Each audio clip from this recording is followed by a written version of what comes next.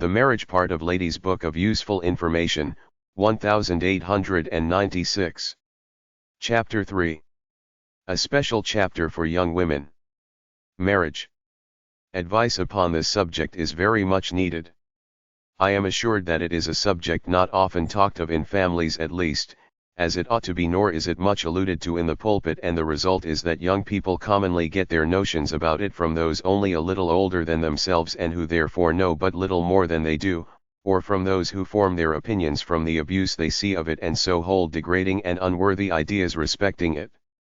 Sometimes all that is known about it amounts to this, that it is a delightful thing to be married. It is quite true that it often is and always ought to be delightful. Still, you know it is frequently the reverse.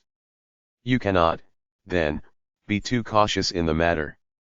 Nothing can be more orderly, right, proper, and holy than marriage. It is not, however, quite so simple an affair as you may fancy. Every good thing, and this is one of the best, requires some effort to obtain it, and unless you take the right course you must not expect to succeed. You may often see a young woman who, from not entertaining correct views on the point, is certainly taking a wrong course, her endeavors being rather to make what she considers a good match than by acquiring kind and orderly habits to qualify herself to become worthy of a worthy husband. That the best things are liable to the greatest abuses is notorious, and from the lamentable fact that marriage is often abused we may fairly infer its preeminent worth. In truth, there is nothing more valuable. It is, then, highly injurious to entertain low notions respecting it, and men who indulge in loose conversation on the subject are likely at the same time to think meanly of women. Beware of them, and if you hear them expressing such opinions in your presence, withdraw from them at once as unworthy of your company. Never fear but they will respect you the more for the rebuke. Of course you are looking forward to settling happily and will do your best for that purpose.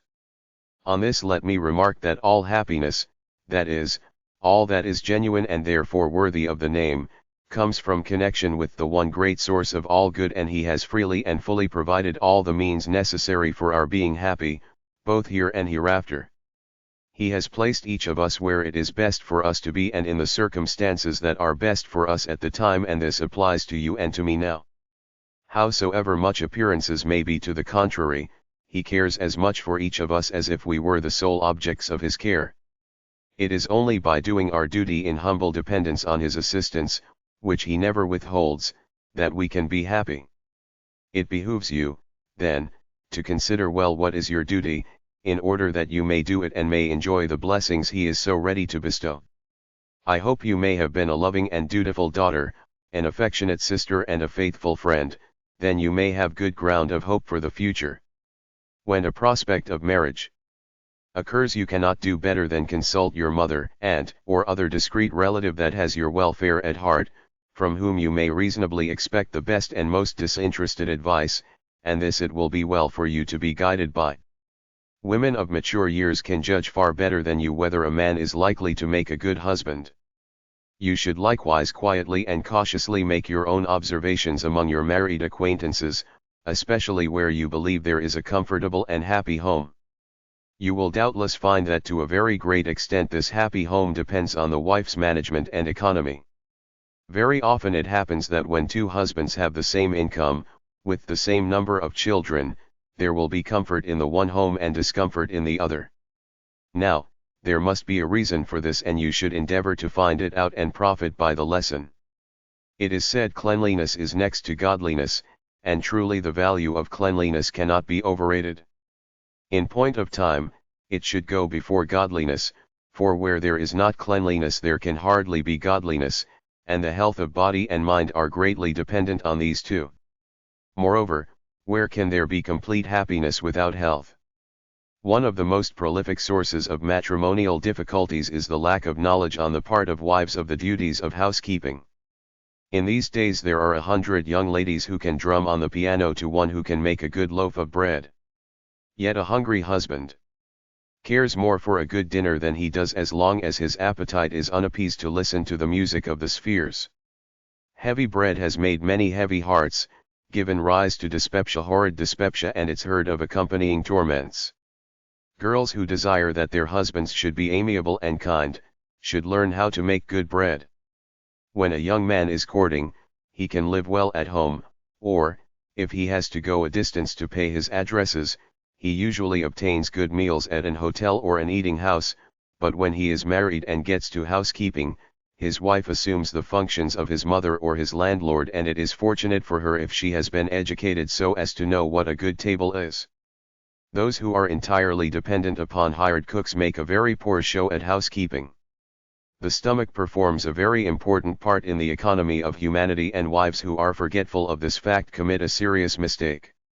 You know full well that most young men and most young women, too, are desirous of marrying and having a family, but they do not sufficiently consider that it is God who gives them this desire, and that for the wisest of purposes, not only that this world may be peopled, but also that its inhabitants may be prepared for heaven. Nothing is more certain than that marriage affords the fairest opportunities for preparing for a better world. In it we have others dearer than ourselves to think about and provide for, and in doing so, we have often to practice that very useful virtue, self-denial. Let me here impress upon you most deeply, that it is only by making others happy that we can become happy ourselves. The angels, we may be assured, are happy, because they are always actively good, and for a similar reason it is that God Himself is infinitely happy. If you try to secure your own happiness by any other means than a faithful discharge of your duty to God and your neighbor, you will certainly fail.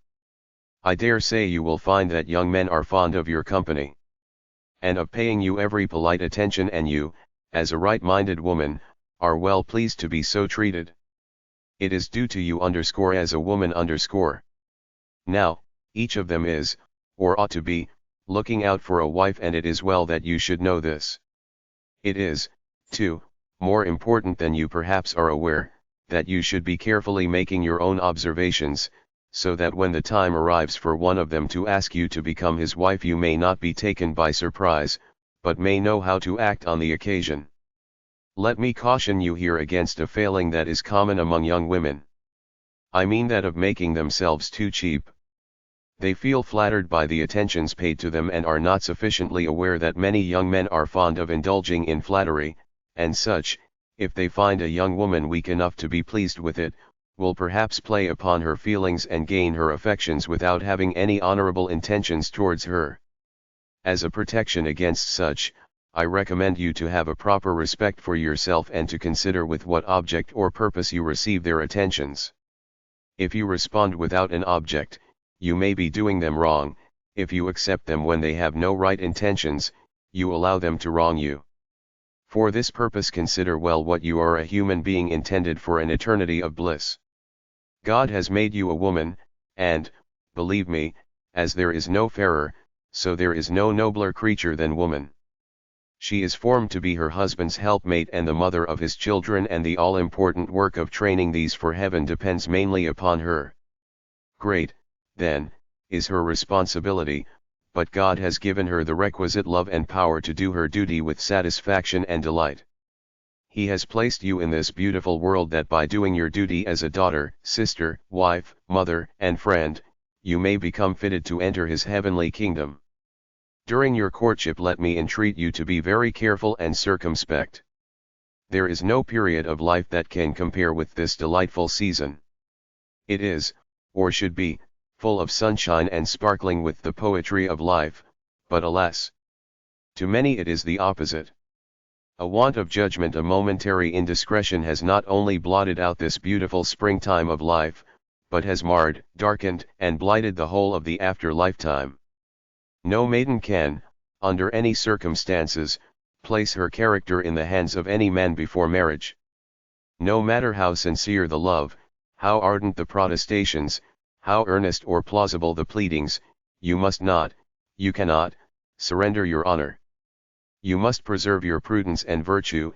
It is only by possession of these that you can keep the love and respect of your lover. Be firm, be circumspect. A rash word or a false step may extinguish forever all your bright hopes and prospective joys. Even should your lover redeem his promises and take you to be his wife, this indiscretion, or crime, will surely hang over you like a curse, creating discord, trouble, and sorrow, the greatest portion of which will fall to your share. You must know that young men, however amiable, worthy or honorable they may be, may, in a moment of intense excitement, commit a sin that in their calmer moments they would not be guilty of for worlds. But under all circumstances you will be looked upon to resist any advances and maintain your purity and virtue. No matter how high the tide of passion may run in unguarded moments and set in against heaven and against society, the terrible and painful ebb will surely follow and leave you stranded forever on the bleak and barren shore of your earthly existence. There is no state of life more honorable, useful and happy than that of a wife and mother. There must and ever will be inequalities of station, but happiness is equally attainable in them all. To be happy, however, you must be good.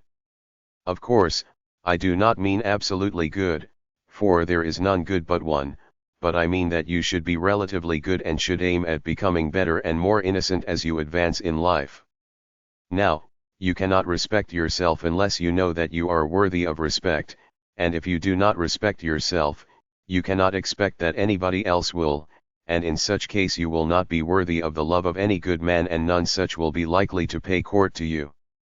If, however, you take the right means, in which I include prayer for divine guidance, you will have the respect and friendship of all your acquaintances and then in God's own time, and, let me add, without your seeking it, the man whom you can make happy will present himself and propose to make you his wife, if it be God's will that you should become one. Here are two very important points for your consideration. First, that it should be your constant endeavor to make your husband happy. And, second, that before you consent to marry him, you should ascertain that he has those qualifications that will secure your happiness. It most nearly concerns yourself that you do your duty to God and your neighbor at all times, so that it becomes your habit, and you will find it much easier and safer, to do it every day rather than on only particular occasions, for this would require a special effort and for the time, perhaps, put you into a state of excitement, which, in all probability, would be followed by a depression of spirits. What you should rather aim at is a uniformly cheerful state of mind, resulting from a conscious and confident dependence on Providence. If your husband knows from experience that such is your character, he cannot fail, provided he be worthy of you, to be content and happy. It is the nature of young women to be affectionate, and it is pleasant and usual for them to have several dear friends, enjoying more or less of their confidence. Among these may be included some of their male acquaintance. Now, while they may esteem each of these as they would a dear cousin, they should know and act upon the knowledge that it is only to _1_ they can give their unlimited confidence and individual affection as a wife. It is the height of cruelty and wickedness for either a man or a woman to trifle with another's affection. Such base conduct has cost many a young woman her health and peace and even her life, and cannot, therefore, be too much depreciated and avoided. Let me, then, advise you to be very cautious before you allow a young man to pay you such marked attentions as may lead to marriage. It is not, you know, to terminate in 7 years, like an apprenticeship or a commercial partnership, but it is an engagement for the life of one of the parties. I want you, then, to profit by the experience of others, too many of whom enter into marriage from light and low considerations, and not to settle in life till you and also your friends see that there is a reasonable prospect of your securing happiness, as well as comfort and a respectable position. When a young woman has property or expects it, or is possessed of superior personal attractions, she should be especially prudent in her conduct towards the numerous admirers which such qualifications usually attract.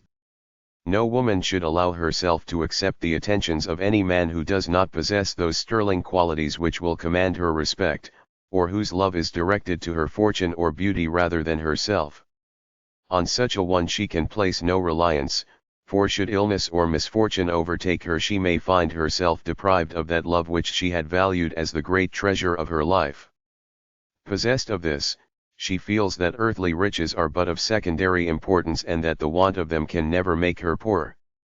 Moreover, a worthier man than any of her interested suitors may have a sincere respect and affection for her, but be kept in the background by the overzealous attention of his rivals. Still, if she has sufficient self-command to patiently and calmly investigate their general private character, she may find reason to decline their suit and may discover that the more modest and retiring youth is the one that is deserving of her love. While on this subject, let me caution you against the foolish affectation which some girls practice in order to attract the attention of young men. In their company be natural in your manners, open and friendly and ready to converse on general subjects, not appearing to expect that everyone who pays you the ordinary courtesies of society is going to fall in love with you.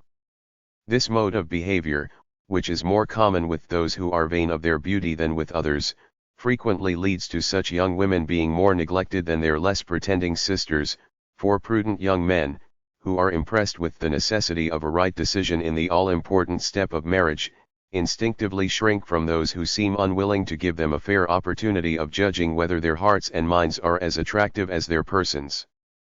You may innocently admire many a young man for the noble qualities God has bestowed upon him, without at all entertaining the idea either that he would make you happy as his wife, or you him as your husband.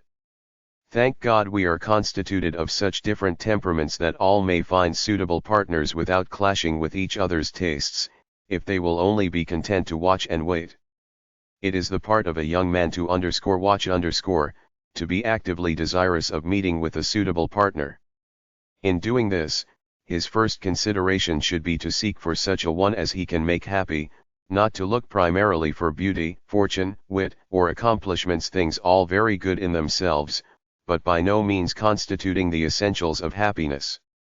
If he is influenced by pure and simple motives, he will not find, or expect to find, more than one that can satisfy his desire, and he will not be in much danger of exciting the envy or the rivalry of his companions. On the other hand, it is becoming in a young woman to wait patiently till, from the assiduous and respectful attentions of a young man, she can have no doubt that he is in earnest, when and not before, she may freely give him her company and with every expectation of a happy result. Be assured that no sensible young man is ever attracted by a young woman whom he sees on the lookout for a lover. He is more likely to think meanly of her and to avoid her society. It may, however, happen that a young man makes the offer before the young woman knows enough of him for it to be right for her to accept it, and before he, on his part, ought to take the step. In such case it would be well for her, even supposing she is inclined to like him, to tell him that he has taken her by surprise and that she cannot think of entering on so important a subject without consulting her friends, to whom she accordingly refers him.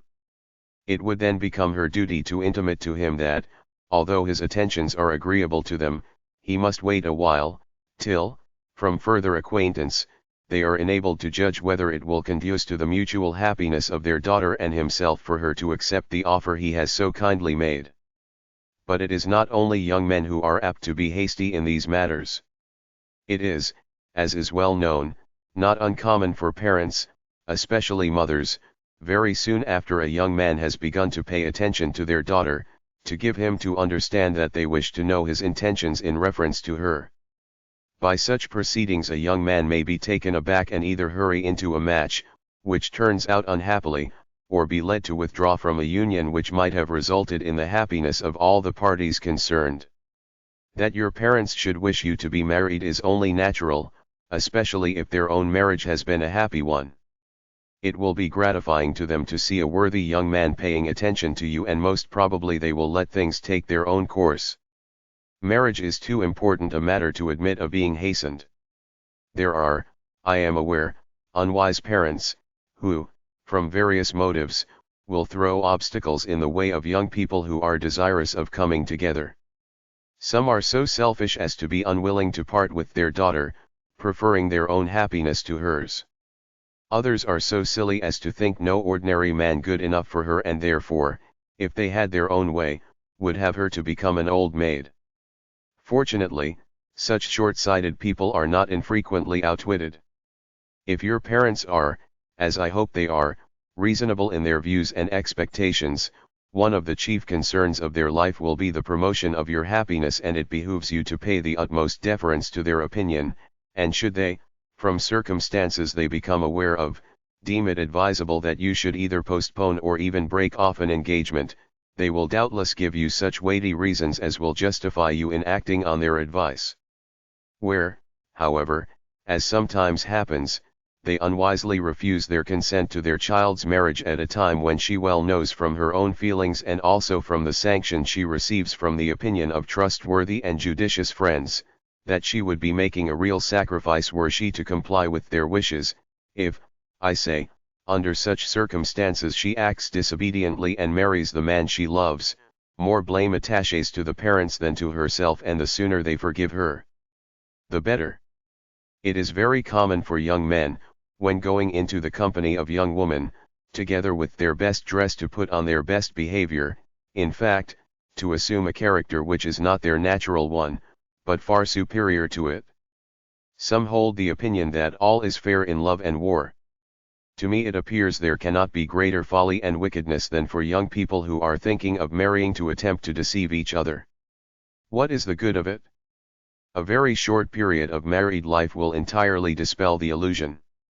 I suppose people of the world may think it fair to overreach one another in their dealings, saying everyone for himself. They have no intention of seeking to promote the other's happiness, present gain is all they want. But a married pair, to be happy, must respect and esteem, as well as love, each other, and this cannot be attained except by the constant endeavor to be as well as to appear true and good. That young men should behave well in the presence of women is only natural and right, none but a fool would do otherwise. But you, long before thinking of marrying, should take all fair means to learn what is the general conduct and habits of your male acquaintance in their family circle and with their daily connections.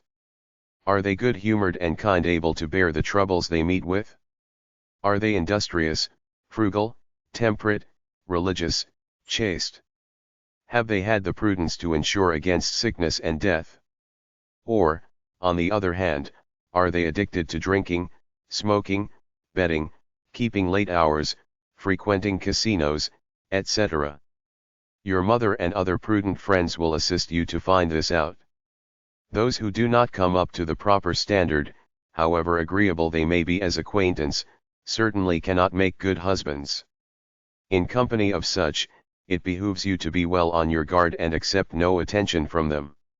Should you marry such a one, you would be sure to be miserable. While, however, it is quite right that you should be careful about the character of the young man who is paying court to you, it is of far more importance to you that you should be careful about your own, and this whether you marry or not. Indeed, a chief object in our being placed in this world is that we may acquire good habits and so be fitted to associate with the just made perfect in heaven. Be very guarded in your actions and demeanor. Cultivate purity of heart and thought. No woman is fit to become a wife who is not perfectly modest in word, deed, and thought. No young man, who is worth having, would ever entertain the thought for a moment of taking the girl for a wife who is habitually careless in her conversation and displays a levity in her manners. Young men may like your free and hearty girls to laugh and talk with, but as to taking one for a wife, let me assure you they would not tolerate the idea for a moment. You may at times be unavoidably compelled to hear a vulgar word spoken or an indelicate allusion made, in every instance maintain a rigid insensibility.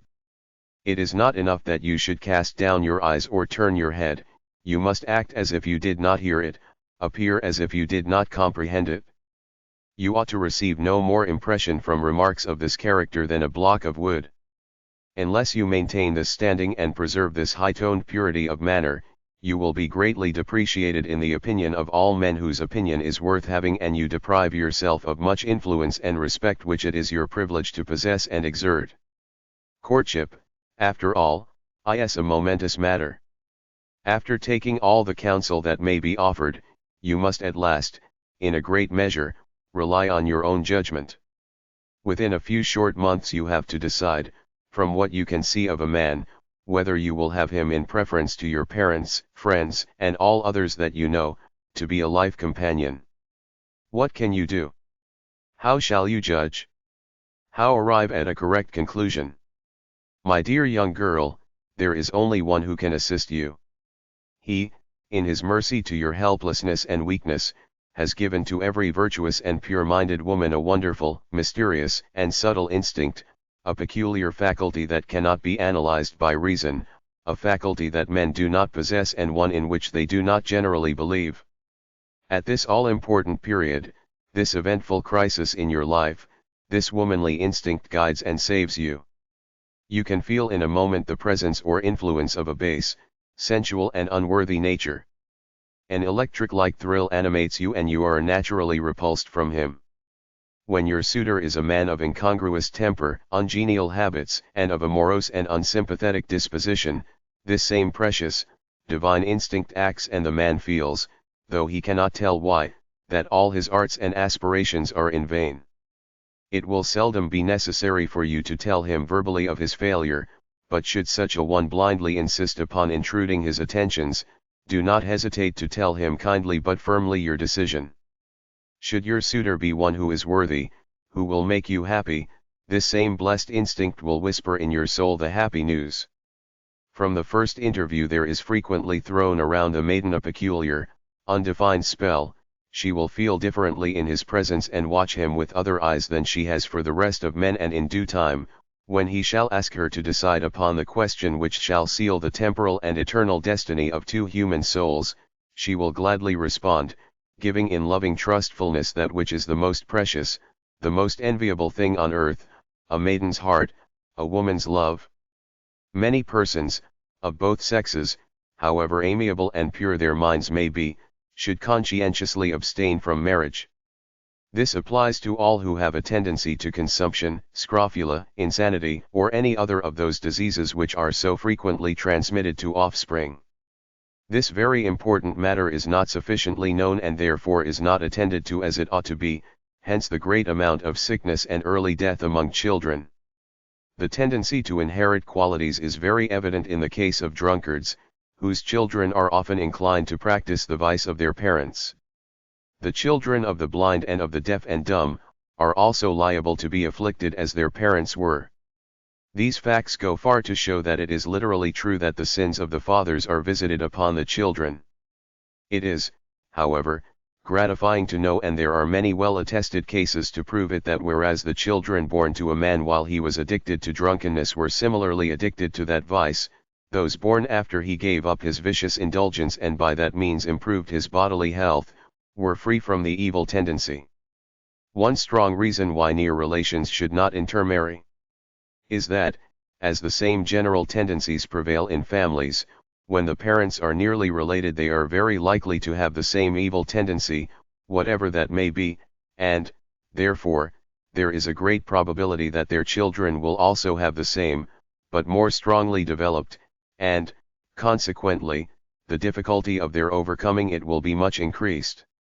How plainly, then, is it the duty of those about to marry, as well as of those who are married, to strive to their utmost, with God's help, to overcome disorderly habits of every kind, for, be assured, it is only by such means they can hope to be blessed with good and healthy children and thereby contribute to their own happiness and at the same time to the improvement of the race as subjects both of this world and of heaven. As it is by no means certain that you will marry and the time may come when it will no longer be convenient to your parents to support you, it will be good for you, keeping these contingencies in mind, to qualify yourself to earn your own maintenance by some honest industry. You will then have a right feeling of independence and not be tempted to marry, as too many young women do, not from the true principle of sincere affection, but mainly for a living. They may thus obtain a competence and jog on comfortably, but they have no right to expect that genuine happiness which I recommend you to aim at. When, too, you see so many left widows, with small families, and, as we say, totally unprovided for, you will become sensible of the soundness of the advice I am offering you. As the Lord's tender mercies are over all his works, it is evident, from what is occurring around us, that trouble and adversity are better suited to the state of some people, to prepare them for their eternal destination, than any amount of prosperity would be. The poor are no less his children than the rich, and he cares equally, that is, infinitely, for them all. It is certainly wise, then, to be prepared to meet adversity, should he suffer it to come upon you. Again, suppose you should not have any suitable offer of marriage, such as you would feel it your duty to accept, you are not on that account to be disheartened and fancy yourself overlooked by Providence. Single life is evidently the best for some persons. They escape many troubles which perhaps they would find it very hard to bear. There are many ways in which single people can lead a useful life and be as happy as the day is long. No one that is actively useful can be unhappy. What do you see around you? Many, I admit, who are not so happy as we should like them to be, but in most cases, if we could fully investigate the matter, it would perhaps be found to have arisen from their thinking too much about themselves and not enough for others. But, on the other hand, it not infrequently happens, when a woman is left and sees that the support and welfare of herself and children depend on her own exertions, she is enabled to so successfully put forth her energies and to employ her talents which, till she needed them, she hardly knew she possessed, as to surprise both herself and the most sanguine of her friends. Now, it must be confessed that we are fallen creatures and therefore prone to evil. We are consequently always in danger of going wrong and forming bad habits, but our Heavenly Father watches over us at all times and gives us power to refuse the evil and choose the good.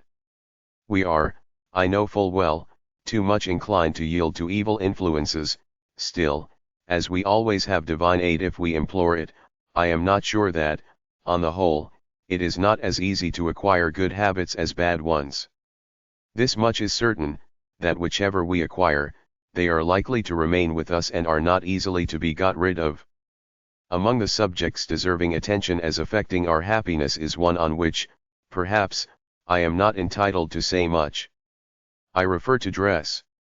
Now, I hold it to be a duty for people to dress well, that is, according to their position, means and age, and this not so much for their own sakes as for the sake of giving pleasure to others. It is, I admit, difficult to determine how much of one's income should be devoted to dress, but I think few will deny that at present dress occupies too much time, attention, and money. For my own part, I confess I am most affected by female dress, and although certainly I like to see women well dressed and would rather see them a little too fine than slovenly, I am often pained at witnessing the extravagance and, to me, ridiculous taste exhibited. Whenever I see a handsome and expensive dress trailing in the dirt, I regard it as culpable waste and in bad taste, and when I see it accidentally trodden on, I am not sorry. I am inclined to believe that many women can hardly find time or opportunity to perform any useful duty. They have quite as much as they, poor things, can do to take care of their dress. I also believe, and this is the serious point of the matter, that many a young man is deterred from soliciting a maiden in marriage by knowing that his means would not enable him to let her dress as he is accustomed to see her, and this is doubtless one of the many reasons why so many of both sexes remain unmarried. I hold, too, that whatever forms an obstacle to marriage has a tendency at the same time to obstruct the entrance to heaven. I will now allude to some of the duties which will devolve upon you as a wife, and recollect that it is on the faithful discharge of these duties that your happiness, here and hereafter, mainly depends. All labor is honorable, and you know who it is that says, "My father worketh hitherto and I work." Being married, you must make your husband feel there is no place like home. His business will probably take him from home most of the day, and it should be your care, as I doubt not it will be your delight, to see to his comfort, both before he starts and when he returns. It may sometimes happen in his fighting the battle of life that he has to encounter much that is unpleasant, and he may return home depressed. You will then have to cheer him, and be assured no one can do it so effectually, so pleasantly, and so easily as yourself. It is not to sweep the house and make the bed and darn the socks and cook the meals, chiefly, that a man wants a wife. If this is all that he needs, hired help can do it cheaper than a wife. If this is all, when a young man calls to see a young lady, send him to the pantry to taste the bread and cake she has made. Send him to inspect the needlework and bed-making, or put a broom into her hands and send him to witness its use. Such things are important, and the wise young man will quietly look after them. But what a true man most wants of a true wife is her companionship, sympathy, courage, and love. The way of life has many dreary places in it, and a man needs a companion to go with him. A man is sometimes overtaken with misfortune, he meets with failure and defeat, trials and temptations beset him, and he needs one to stand by and sympathize. He has some stern battles to fight with poverty, with enemies, and with sin, and he needs a woman that, while he puts his arm around her and feels that he has something to fight for, will help him fight, that will put her lips to his ear and whisper words of counsel and her hands to his heart and impart new inspirations. All through life, through storm and through sunshine, conflict and victory, and through adverse and favoring winds, man needs a woman's love. The heart yearns for it. A sister's or a mother's love will hardly supply the need. Yet many seek for nothing further than success in housework. Justly enough, half of these get nothing more, the other half, surprised beyond measure, have got more than they sought. Their wives surprise them by bringing a nobler idea of marriage and disclosing a treasury of courage, sympathy, and love.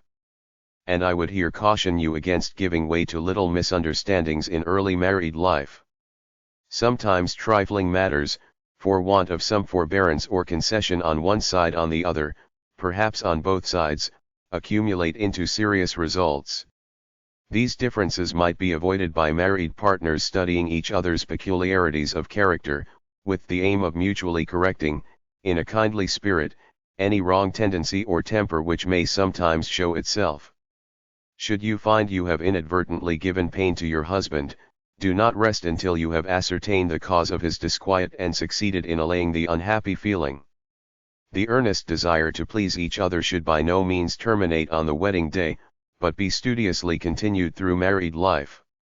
Each should always endeavor to think the best of the other and instantly reject every thought that might tend to weaken the bond of mutual preference and perfect trust. If he be wise, he will leave the housekeeping entirely to you, his time and attention can be better employed elsewhere. To enable you to do this wisely, you should, long before you marry, become familiar with the quality and prices of articles of consumption and where they can best be obtained. Every wife should be able to cook well, whether she has to do it herself or not. Health and good humor greatly depend upon the food being of good quality, well cooked and nicely served up. She should also be able, if needful, to make and mend her own and children's clothes. Too much importance cannot be attached to cleanliness. Men may be careless as to their own personal appearance and may, from the nature of their business, be negligent in their dress, but they dislike to see any disregard in the dress and appearance of their wives. Nothing so depresses a man and makes him dislike and neglect his home as to have a wife who is slovenly in her dress and unclean in her habits. Beauty of face and form will not compensate for these defects. The charm of purity and cleanliness never ends but with life itself. These are matters that do not involve any great labor or expense. The use of the bath and the simplest fabrics, shaped by your own supple fingers, will be all that is necessary. These attractions will act like a magnet upon your husband. Never fear that there will be any influence strong enough to take him from your side. An experience of many years of observation has convinced me that where a pure, industrious, and cheerful wife meets her husband with a bright smile on the threshold of her dwelling, that man will never leave the home for any other place. As all people are liable to illness, every young woman should aim at being an efficient nurse. In case of illness, it is now generally admitted that good nursing is of more value than medicine. To a sick husband, a little gruel or other trifle prepared and given by his wife's own hands will confer much more benefit than if prepared and given by another. Should it happen to you to fall ill, you may expect your husband to do his best, but you must not be surprised if he is not your equal in that department. Nursing is one of the many useful things which women can do better than men. A practical knowledge of nursing will enable you to be useful beyond your own family and will enhance your value as a neighbor. You have often, I trust, experienced the pleasure of serving others from disinterested motives and found that the pleasure has been deeper and purer when you have engaged in doing good to those who could not make you any return.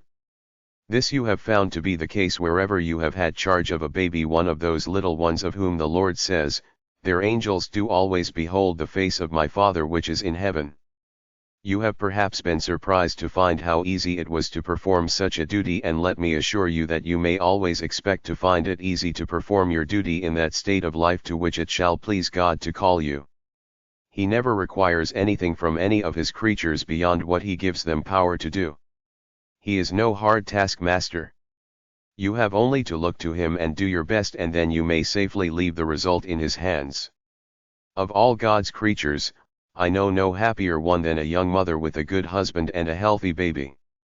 I say a_healthy_ baby, for that implies healthy parents, especially a healthy mother. She may justly feel proud that God has intrusted a young immortal to her care, and she should at all times bear in mind that it is his gift. While it is on all hands considered honorable to hold a commission from the president and to fill a high office, contributing to the welfare of many people, a mother may feel her office at least as honorable, seeing she has intrusted to her the rearing and training of an immortal being, and that she holds her commission direct from the King of Kings. For, recollect, it is only by God's blessing that she becomes a mother, for such is the present state of society that many very worthy married people have not the privilege of offspring, although they are intensely fond of children and seem to have no other earthly want. They may, nevertheless, be very useful and therefore happy, in a different sphere, by the adoption of nephews and nieces or in some similar way. At the birth of her first child, there is opened in the mother's heart a new well of love, such as she had not known before, and although she may fancy that this is all spent upon her babe, it is not so, for she loves her God, her husband, and everybody else better than ever. The father, too, is similarly affected. He also has a warmer love for his wife and for all his connections. A similar idea is well expressed by Moeller, a German writer, who says, "The power of selfishness, which is inwoven with our whole being, is altogether broken by marriage, and by degrees love, becoming more and more pure, takes its place. When a man marries, he gives himself up entirely to another being. In this affair of life he first goes out of himself and inflicts the first deadly wound on his egotism. By every child with which his marriage is blessed, nature renews the same attack on his selfhood, causes him to live less for himself and more, even without being distinctly conscious of it, for others. His heart expands in proportion as the claimants upon it increase, and, bursting the bonds of its former narrow exclusiveness, it eventually extends its sympathies to all around. Whenever a mother is supplying her baby with the food which God has so wisely provided for it, or is ministering to any other of its numerous and increasing wants, she may feel that everything she does for it is pleasing to her heavenly Father and has its immediate reward in the delight she experiences in the act. I can fancy that when a mother has washed her baby and before she dresses it has a good romp with it, smothering it with kisses, calling it all the beauties and darlings and pets and jewels she can think of, and talking any amount of nonsense at the top of her voice, the baby all the while cooing, chirping, or even screaming with delight. At such a time, I say, I can easily fancy that the angels are looking on approvingly and enjoying the scene. And why not? Of such is the kingdom of heaven. From the time that an infant first becomes conscious of its wants and long afterwards, it looks to its mother to supply them all, fully believing her able to do so. She is, in fact, in place of God to it, and it would be well for many of us if we trusted our Heavenly Father as simply and as fully as the infant does its earthly mother. Those who know no better, when they see a mother patiently watching her sleeping babe, might wonder that she does not feel the want of company. She has, however, company that they know not of, and of which even she herself may not be conscious. If only our eyes were open, we might see that she is not the only one that is so engaged, that angels are also occupied in watching the babe and in supporting her. I entirely agree with Dr. Watts, where, in his cradle hymn, he makes the mother say, "Hush, my babe, lie still and slumber, holy angels guard thy bed." You probably know the beautiful Irish superstition that when a baby smiles in its sleep the angels are whispering to it. Before I became a father, I took little or no interest in babies, I rather thought them troublesome things. But the arrival of one of my own wrought a great change in me. It enlarged at once my views and my heart, and I had higher and stronger motives to exertion. My interest in them has not yet begun to weaken, and I have no reason to think it ever will. Girls are differently constituted from boys. God makes the intellect predominate in males and affection in females.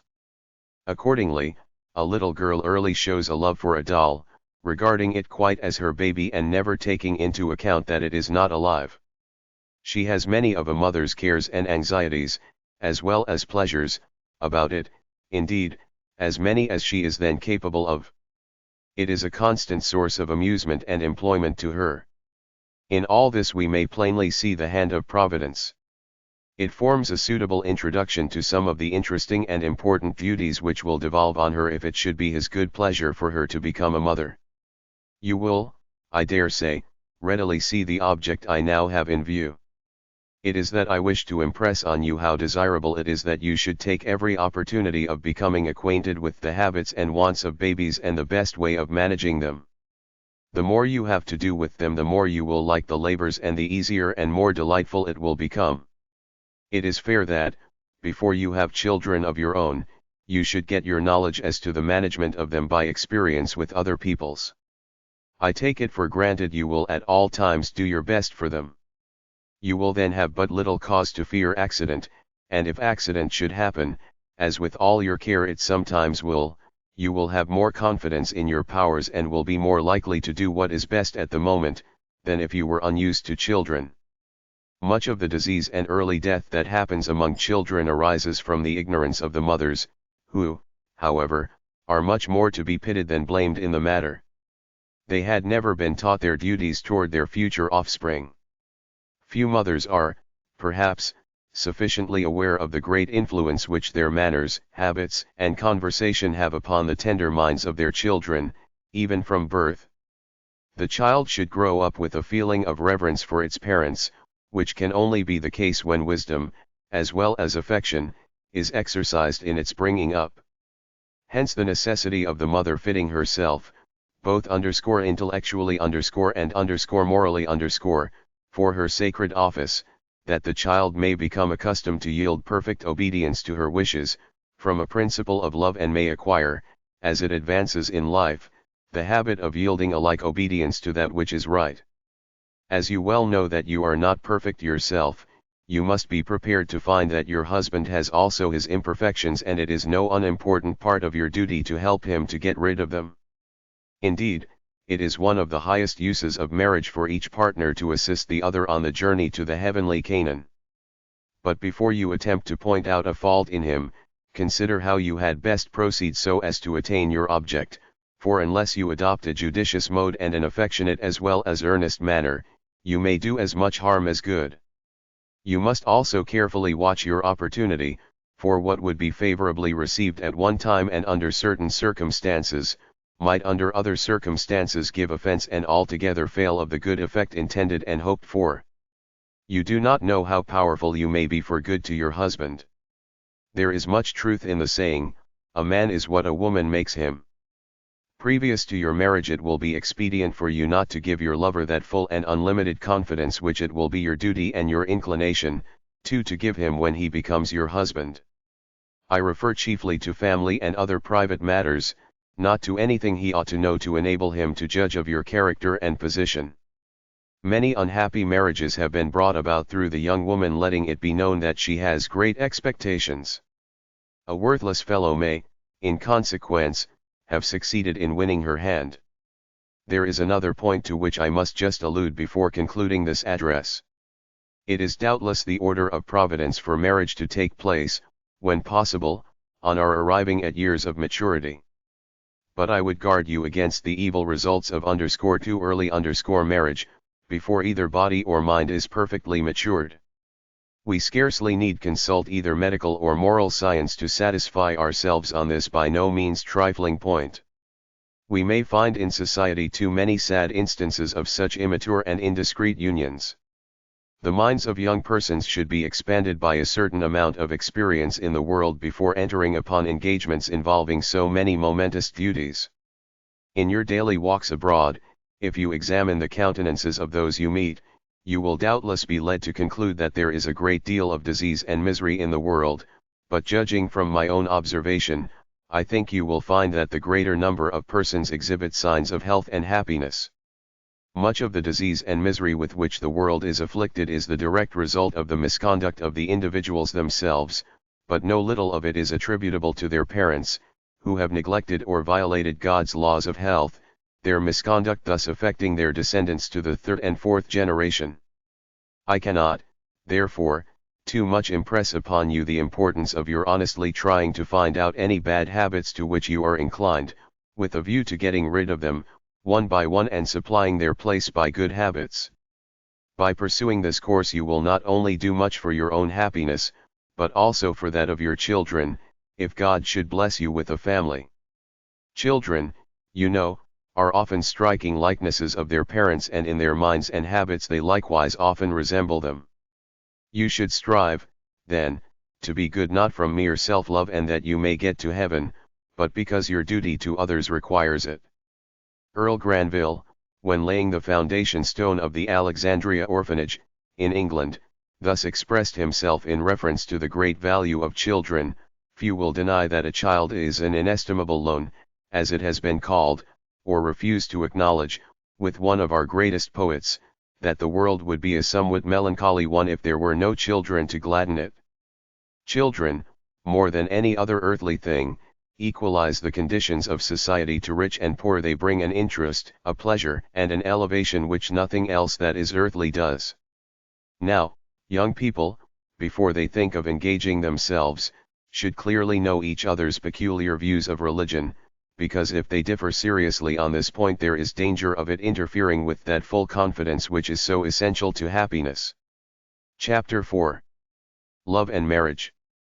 The attraction of the sexes for each other, though based upon the dual principle of generation which pervades the living world and which has its analogies in the attractive forces of matter, yet pervades the whole being. Love is not merely the instinctive desire of physical union, which has for its object the continuation of the species. It belongs to the mind as well as to the body. It warms, invigorates, and elevates every sentiment, every feeling, and in its highest, purest, most diffusive form unites us to God and all creatures in Him. All love is essentially the same, but modified according to its objects and by the character of the one who loves.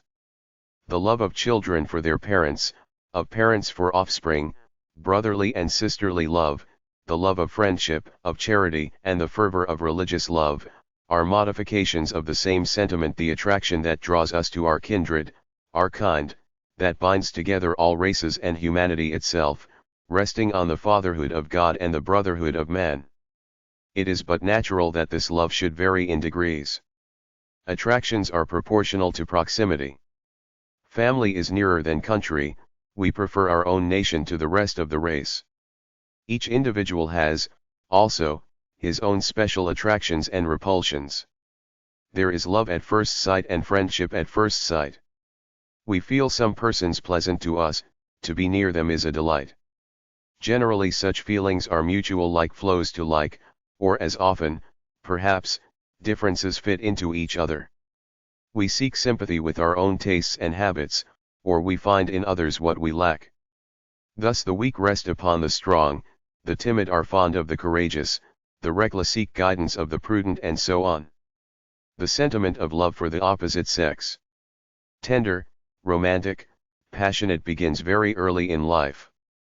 Fathers and daughters, mothers and sons, have a special fondness for each other, as, also, have brothers and sisters, but the boy soon comes to admire someone, generally older than himself, who is not a relation. Very little girls find a hero in some friend of an elder brother. Fondness for cousins generally comes more from opportunity than natural attraction, though a cousin may have very little appearance of family relation. The law appears to be that free choice seeks the diverse and distant. A stranger has always a better chance with the young ladies of any district than the young men with whom they have always been acquainted. Savages seek their wives out of their own tribe.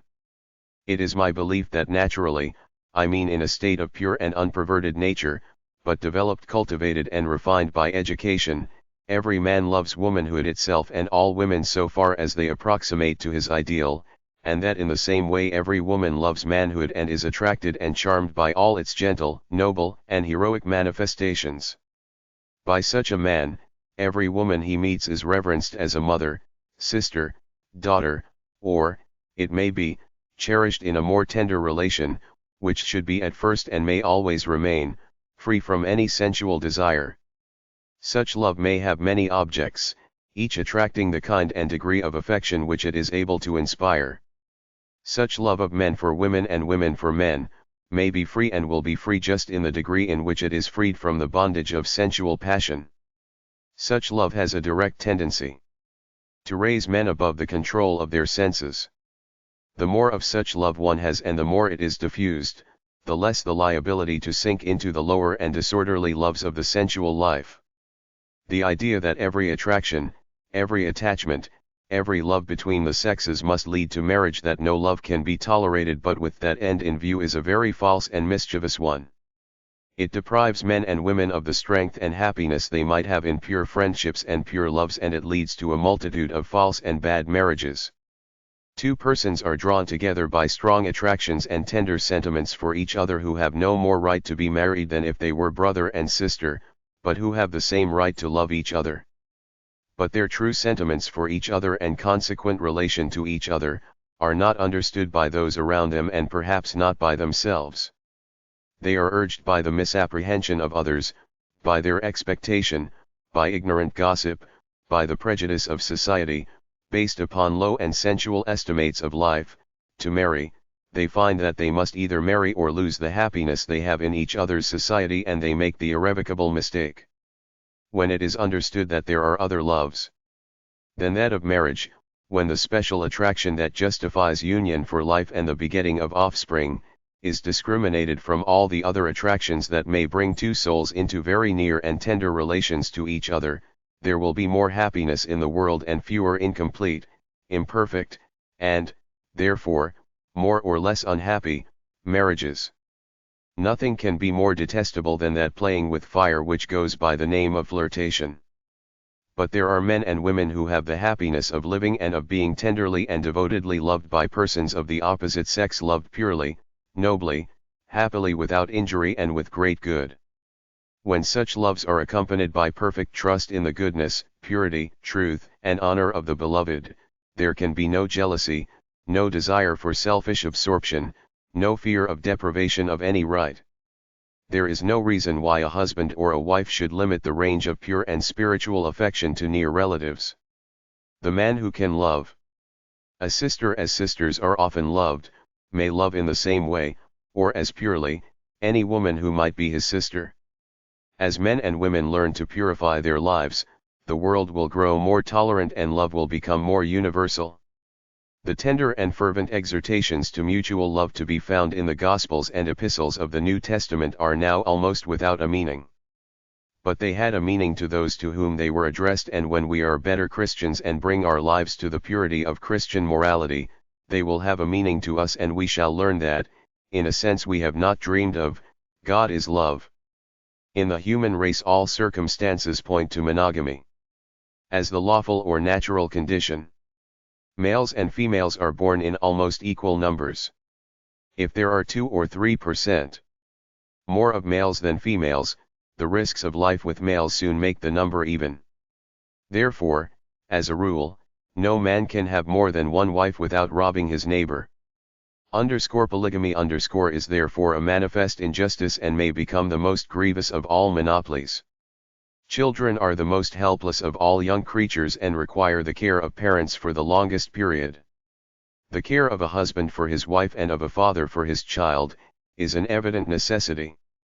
The proper care and education of a single child should extend over at least 15 years, and that of a family may reach to 30 years, or throughout the greatest part of an ordinary life.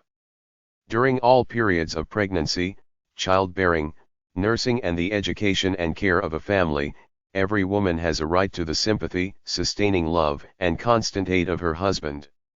No man has a right to desert or leave helpless, or even dependent upon others, except in extraordinary cases, the mother of his children. Marriage, like celibacy, should be a matter of vocation. The special object of marriage is to have children. The cooperating motive is that two persons drawn to each other by a mutual affection may live helpfully and happily together.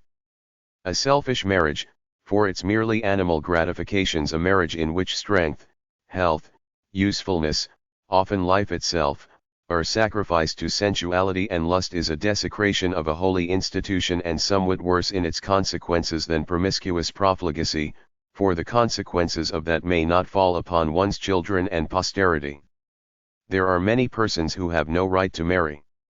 There should be a kind and amount of love that will justify and sanctify such a relation. There should be a pure motive and the fixed intention of making the relation what it ought to be to husband, wife, and children. There should be a reasonable assurance of the power to provide for a family. There should be that amount of health, that freedom from bodily and mental disease, that physical and moral constitution which will give a reasonable prospect of children whose lives will be a blessing to themselves and to society. When there is deformity of body, or an unhappy peculiarity of temper or mind liable to be inherited, people should not marry, or if they live together, should resign the uses of marriage. People should conscientiously refrain from propagating hereditary diseases. Persons near of kin are wisely forbidden to marry, for there is in such cases the liability of imperfect generation, the production of blind, deaf, idiotic, or insane offspring. Should marriage be for life? As a rule, undoubtedly. Every real, proper, true marriage must be. It takes a lifetime for a husband and wife to make a home and rear and educate and provide for a family of children. But what if people make mistakes and find that they are not suitably married? These are mistakes very difficult to remedy. If a man, after deliberately making his choice of a woman, ceases to love her, how can he honorably withdraw from his relation to her and enter upon another, when she still loves him, and is ready to fulfill her part of the contract? Laws cannot very well provide for mistakes. If the distaste for each other be mutual and both parties desire to separate, a separation may of course be permitted, but it is a serious question whether two such persons can go into the world and find new partners, with justice to the rest.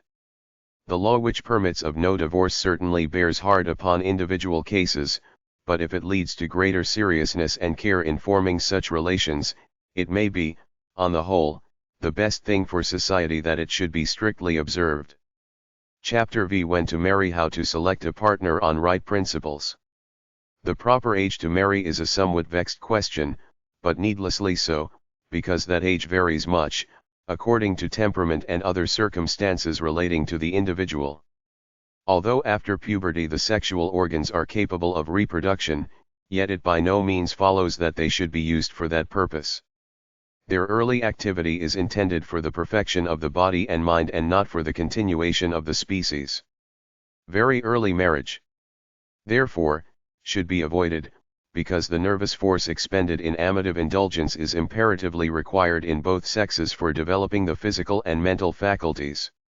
The zoosperms produced by the male in the first years of puberty are inferior in power and less capable of producing healthy offspring than those of mature years. The early germs, also, of the female are less fitted for fecundation than those that appear later in life, nature evidently intending these early efforts to be used on the individuals themselves in building up their bodies, strengthening their minds and preparing them to reproduce their species in maturer years. There is a serious day of reckoning for early indulgence, for precocious persons, unless their constitutions are as powerful as their desires, who give way to their passions at their first exact ions, barter their youth for their enjoyment and are old and weary of the world at an age when people of more moderate habits are only in the meridian of pleasure and existence. Generally the best age to marry, where the health is perfect, is from 21 to 25 in the male and from 18 to 21 in the female. As a general rule, marriages earlier than this are injurious and detrimental to health. Men who marry too young, unless they are of cold and phlegmatic constitution and thus moderate in their conduct, become partially bald, dim of sight and lose all elasticity of limb in a few years, while women in a like position rarely have any bloom on their cheek or fire in their eye by the time they are 25. And all profound physiologists agree that from the same cause the mental faculties suffer in the same ratio. A medium, however, is to be observed. It is not well to defer till middle age the period of connubial intercourse, for too tedious spinsterhood is as much calculated to hasten the decay of beauty as too early a marriage. Hence, there is rarely any freshness to be seen in a maiden of 30, while the matron of that age, if her life has been a happy one and her hymeneal condition of not more than 10 years standing, is scarcely in the heyday of her charms. And the same rule will apply with equal force to the other sex, for, after the first prime of life, bachelors decay and grow old much faster than married men. The rich are qualified for marriage before the poor.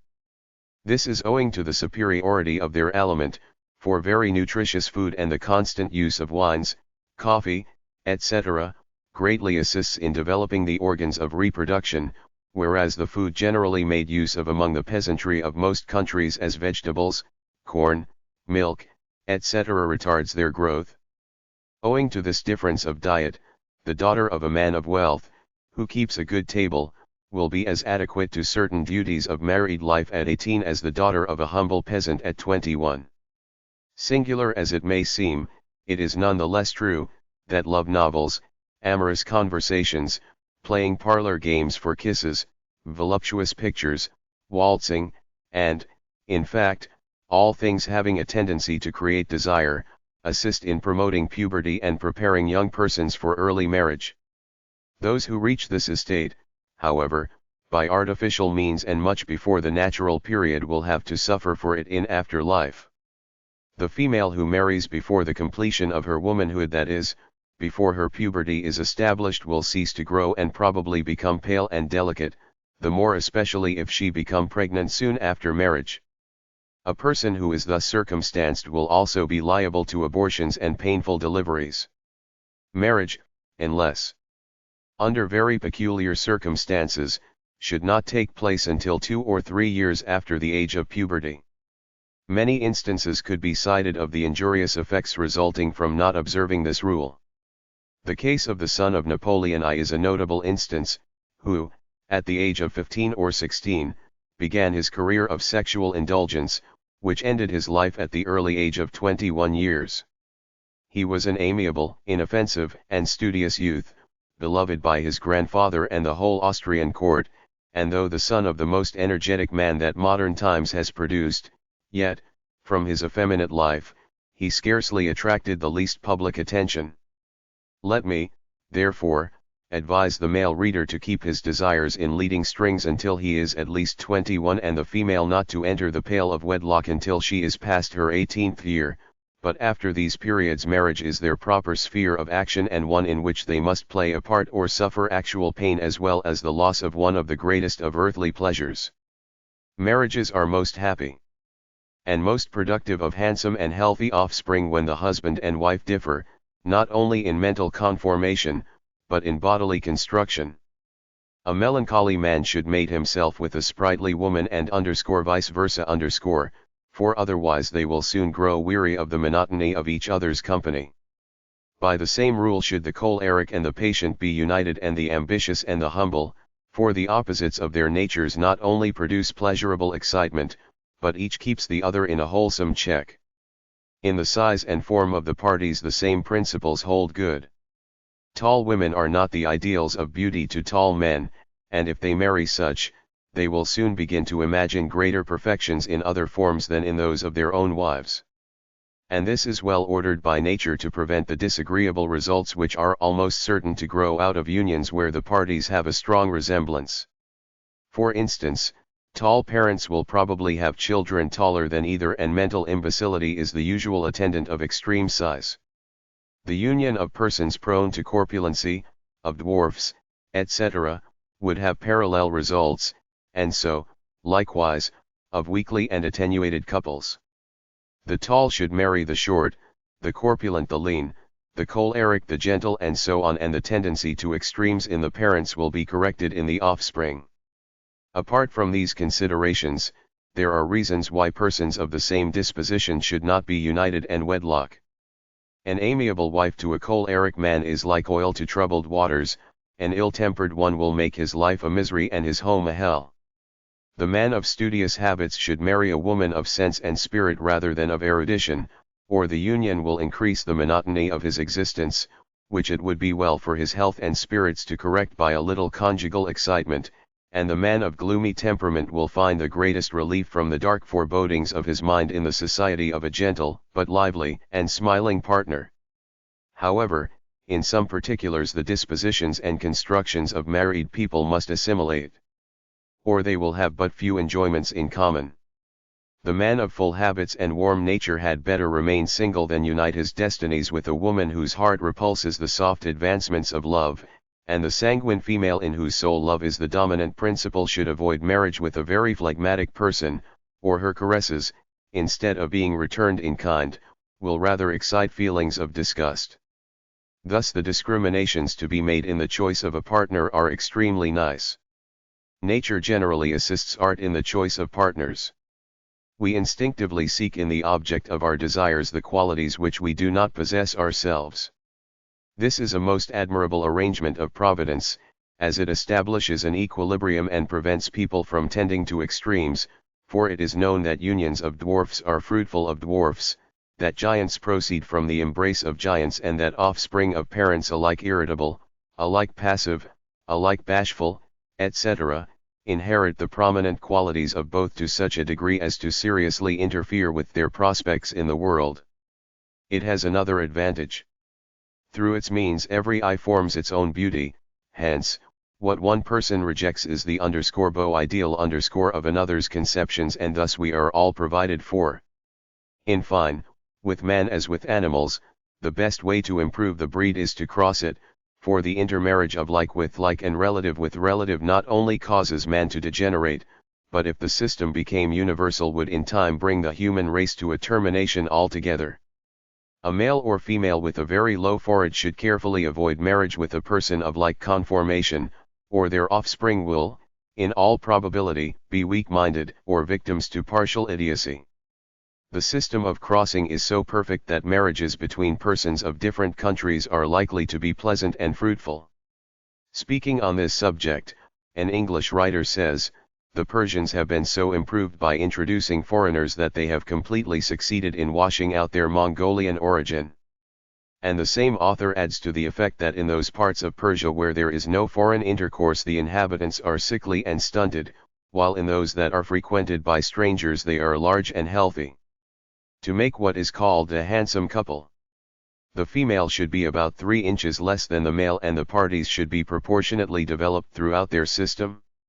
A well-formed woman, says a modern physiologist, should have her head, shoulders, and chest small and compact, arms and limbs relatively short, her haunches apart, her hips elevated, her abdomen large, and her thighs voluminous. Hence, she should taper from the center, up and down. Whereas, in a well-formed man the shoulders are more prominent than the hips. Great hollowness of the back, the pressing of the thigh against each other in walking, and the elevation of one hip above the other, are indications of the malformation of the pelvis. From the same writer I take the following, which is applicable here. It is very correct in its estimates of beauty in both sexes.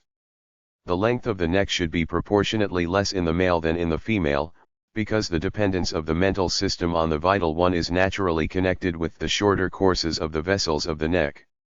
The neck should form a gradual transition between the body and head, its fullness concealing all prominences of the throat. The shoulders should slope from the lower part of the neck, because the reverse shows that the upper part of the chest owes its width to the bones and muscles of the shoulders. The upper part of the chest should be relatively short and wide, independent of the size of the shoulders, for this shows the vital organs which it contains are sufficiently developed. The waist should taper a little farther than the middle of the trunk and be marked, especially in the back and loins, by the approximation of the hips. The waist should be narrower than the upper part of the trunk and its muscles, because the reverse indicates the expansion of the stomach, liver and great intestine, resulting from their excessive use. The back of woman should be more hollow than that of man, for otherwise the pelvis is not of sufficient depth for parturition. Women should have more extended loins than men, at the expense of the superior and inferior parts, for this conformation is essential to gestation. The abdomen should be larger in woman than in man, for the same reason. Over all these parts the cellular tissue and the plumpness connected with it, should obliterate all distinct projection of muscles. The surface of the whole female form should be characterized by its softness, elasticity, smoothness, delicacy, and polish, and by the gradual and easy transition between the parts. The moderate plumpness already described should bestow on the organs of woman great suppleness. Plumpness is essential to beauty, especially in mothers, because in them the abdomen necessarily expands and would afterwards collapse and become wrinkled. An excess of plumpness, however, is to be guarded against. Young women who are very fat are cold and prone to barrenness. In no case should plumpness be so predominant as to destroy the distinctness of parts. A male and female formed on the above models would be well matched and have fine children. Chapter 6. Sexual intercourse, its laws and conditions, its use and abuse. There is an increasing and alarming prevalence of nervous ailments and complicated disorders that could be traced to have their sole origin from this source. Hypochondria, in its various phases, results from the premature and unnatural waste of the seminal fluid. Then speedily ensues a lack of natural heat, a deficiency of vital power, and consequently indigestion, melancholy, languor and dejection ensue. The victim becomes enervated and spiritless, loses the very attributes of man, and premature old age soon follows. It is a prevalent error that it is necessary for the semen to be ejected at certain times from the body, that its retention is incompatible with sound health and vigor of body and mind. This is a very fallacious idea. The seminal fluid is too precious, nature bestows too much care in its elaboration for it to be wasted in this unproductive manner. It is intended, when not used for the purpose of procreation, to be reabsorbed again into the system, giving vigor of body, elasticity, and strength to the mind, making the individual strong, active and self-reliant. When kept as nature intended, it is a perpetual fountain of life and energy, a vital force which acts in every direction, a motive power which infuses manhood into every organ of the brain and every fiber of the body. The law of sexual morality. For childhood is one of utter negation of sex. Every child should be kept pure and free from amative excitement and the least amative indulgence, which is unnatural and doubly hurtful. No language is strong enough to express the evils of amative excitement and unnatural indulgence before the age of puberty, and the dangers are so great that I see no way so safe as thorough instruction regarding them at the earliest age. A child may be taught, simply as a matter of science, as one learns botany, all that is needful to know, and such knowledge may protect it from the most terrible evils.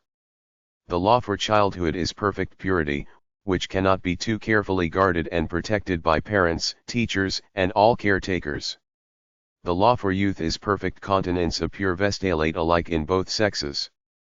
No indulgence is required by one more than the other, for both nature has made the same provision.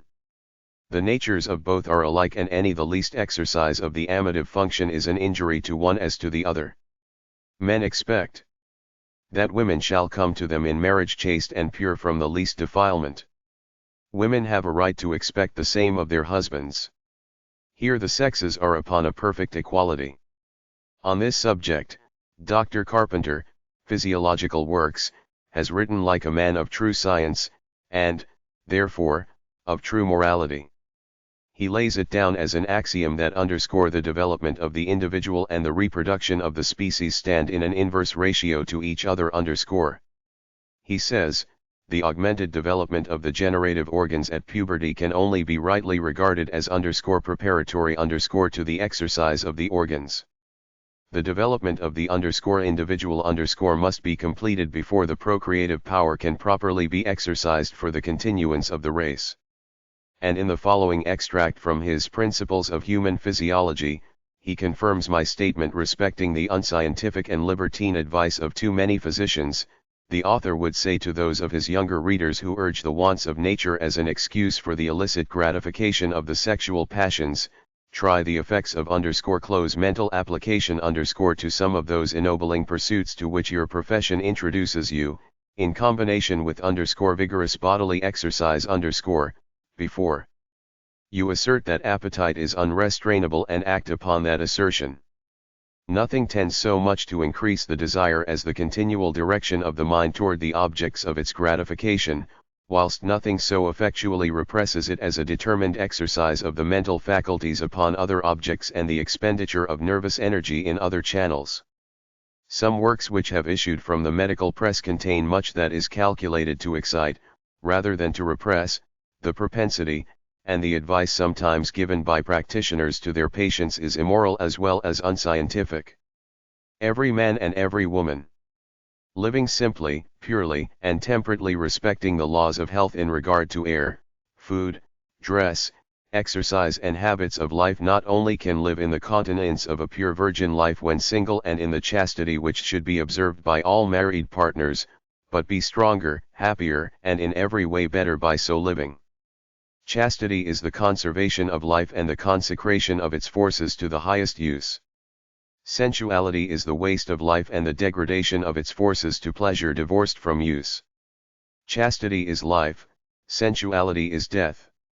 From the age of puberty to marriage, the law is the same for both sexes: full employment of mind and body, temperance, purity, and perfect chastity in thought, word and deed. The law is one of perfect equality. There is no license for the male which is not equally the right of the female. There is no physiological ground for any indulgence in one case more than in the other. No man has any more right to require or expect purity in the woman who is to be his wife than the woman has to require and expect purity in her husband. It is a simple matter of justice and right. No man can enter upon an amative relation with a woman, except in marriage, without manifest injustice to his future wife, unless he allow her the same liberty, and also without a great wrong to the woman and to her possible husband. It is contended that the sins of men against chastity are more venial than those of women, because of the liability of women to have children. But men are also liable to be the fathers of children, who are deeply wronged by the absence of paternal care. The child has its rights, and every child has the right to be born in honest, respectable wedlock, of parents able to give it a sound constitution and the nurture and education it requires. The child who lacks these conditions is grievously wronged by both father and mother. The law of marriage is, that a mature man and woman, with sound health, pure lives, and a reasonable prospect of comfortably educating a family, when drawn to each other by the attraction of mutual love, should chastely and temperately unite for offspring. The sexual relation has this chief and controlling purpose. The law of nature is intercourse for reproduction. Under the Christian law, marriage is the symbol of the union of Christ with the Church. Husband and wife are one in the Lord. They are to live in marriage chastity, not in lust and uncleanness, and there cannot be a more hideous violation of Christian morals than for a husband to vent his sensuality upon a feeble wife, against her wishes, and when she has no desire for offspring and no power to give them the healthy constitutions and maternal care which is their right. The law of Christian morality is very clear.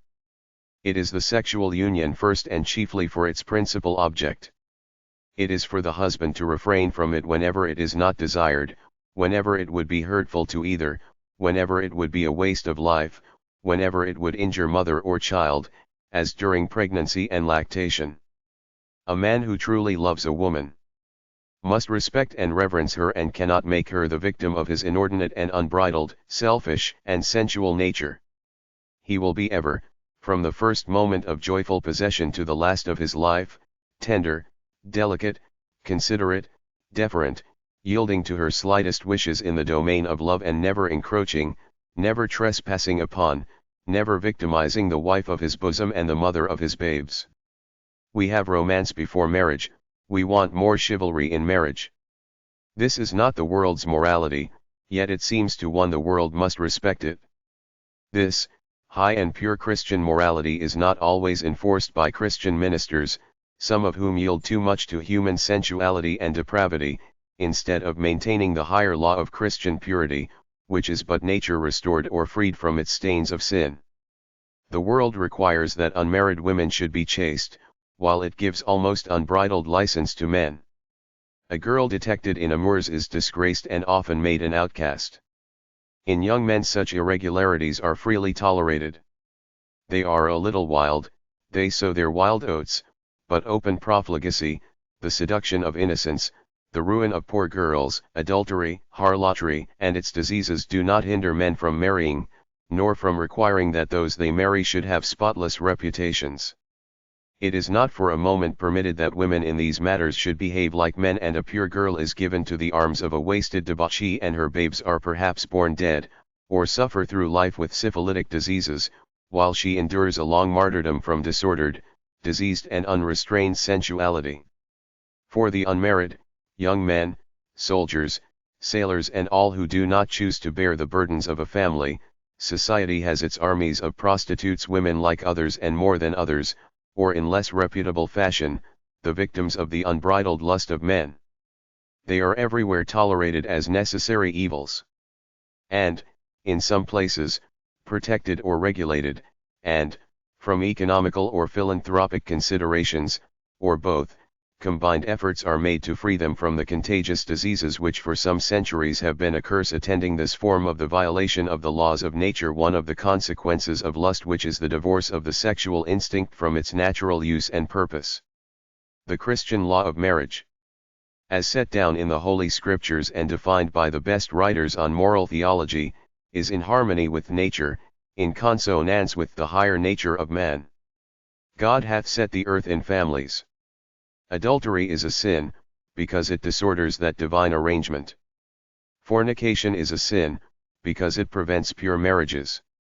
Prostitution is a sin, because it is a sacrifice of women, who might be wives and mothers, to the selfish lusts of men. All useless indulgence is a waste of life and a kind of suicide. In a pure marriage union, men and women unite themselves with God in acts of creative power. The progress of humanity depends upon individual development and the conditions at generation and gestation. With culture and a harmonized development, we acquire a higher and more integral life. When two parents are in their highest condition and in a true union with each other, the child combines the best qualities of both parents. When parents are not in the unity of a mutual love, the child may be inferior to either parent. The intensity of mutual love tends to the reproduction of the best faculties of both parents in the child. When men or women are exhausted or diseased, the race deteriorates. Health is therefore one of the conditions of progress. It is all very fine, I shall be told, to talk of purity and chastity, but we must take men as they are.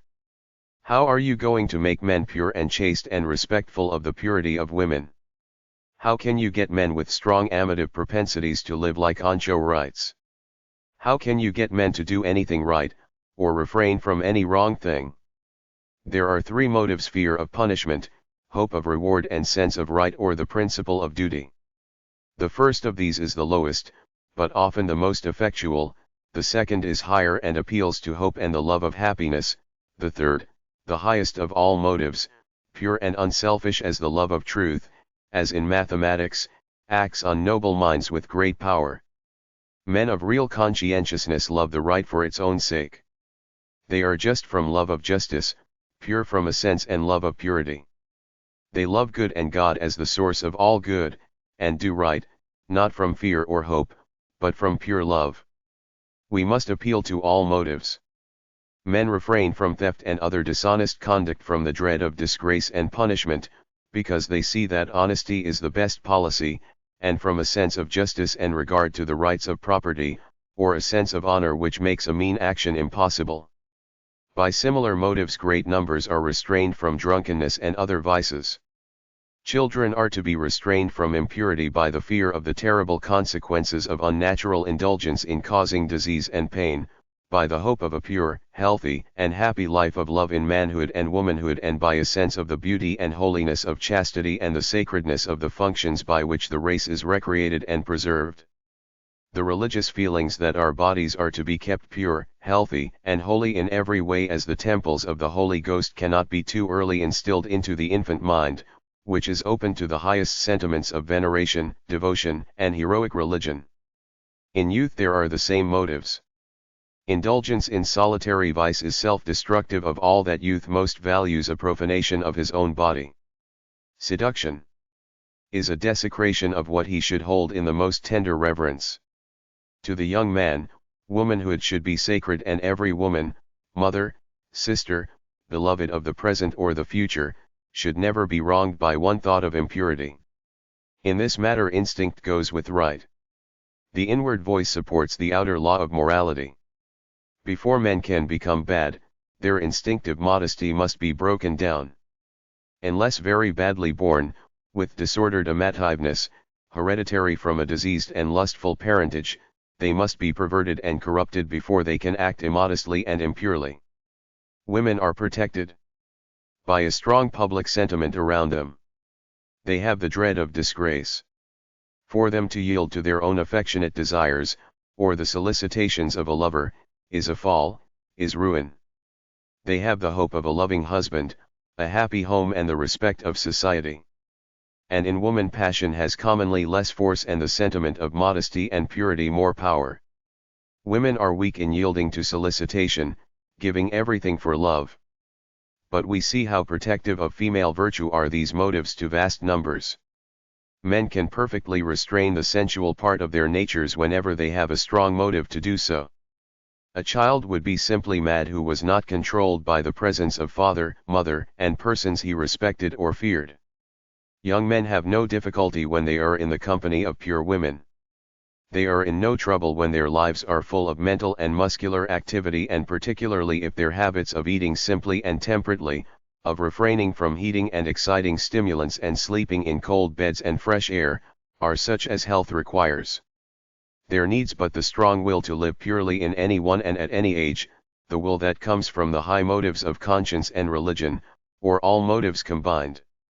A strong sense of what is just and right controls even the motions of our bodies and actions which seem to be involuntary. A man who has a vivid sense of the right and duty of refraining from sensuality and preserving his own purity of mind and body and the chastity of all women, will do so even in his dreams. When the will is right, all things are soon brought into its subjection. The mind controls the organization, and the life forces are directed into other channels. A strong man, full of life and love, can safely hold a virgin in his arms and respect her virginity, if he have but the motives and the will to do so. If he be pure in his will, how can he commit impurity?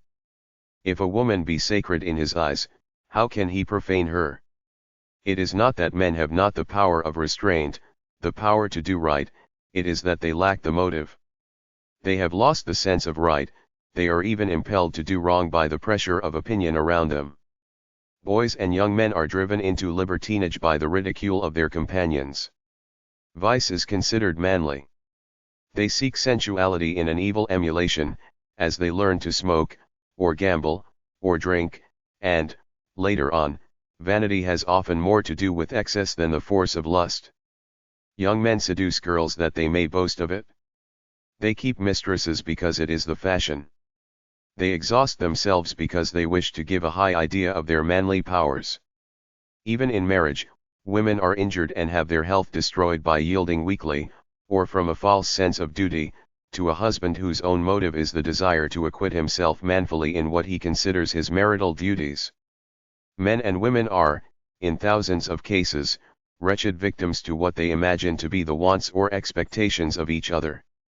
A man, ignorant of the nature of women and the laws of the generative function, goes on in a process of miserable exhaustion, to please his wife. She submits, sometimes in pain, often in disgust, weariness, and weakness, to what she dare not, from love or fear. Refuse. Men have to know what is right and to will to be right. This will is omnipotent. God helps those who have the will, who have even the desire, to do right. If the presence of those we fear or reverence, respect, or love, restrain us from sin and stimulate us to right action, faith in the existence and presence of God and angels and the spirits of the departed, must have a more powerful and pervading influence. No one who really believes in the existence of a supreme being, no one who is strongly impressed with the reality of a spiritual life, can go on doing what he knows to be wrong. A religious faith is therefore the most powerful of all restraints from evil and incitement to good. Chapter 7. Marriage. What is marriage?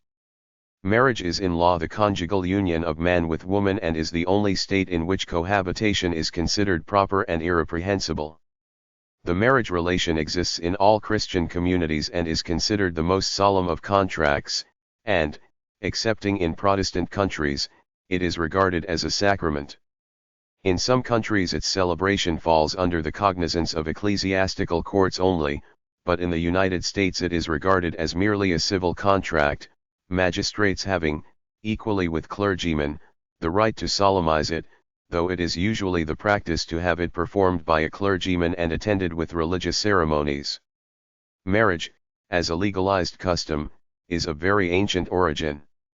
It is doubtful whether even the primitive man was not governed in the intercourse of the sexes by some recognition of the union being confined to one chosen one.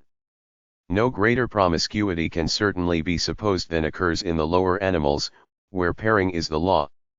The nobler animals, as the lion, elephant, etc., never have but one mate and even in case of death do not remate. As men advanced, civil codes were inaugurated and certain protection given to the choice of the parties. The earliest civil code regulating marriage, of which we have any account, was that of Menes, who, Herodotus tells us, was the first of the pharaohs, or native Egyptian kings and who lived about 3,500 years before Christ. The nature of his code is not known. The biblical account extends further back, but it does not appear that any laws existed regulating marriage, but each one was allowed to choose his wife and concubines and it is supposed that common consent respected the selection. Next, Moses gave laws for the government of marriage among the Israelites.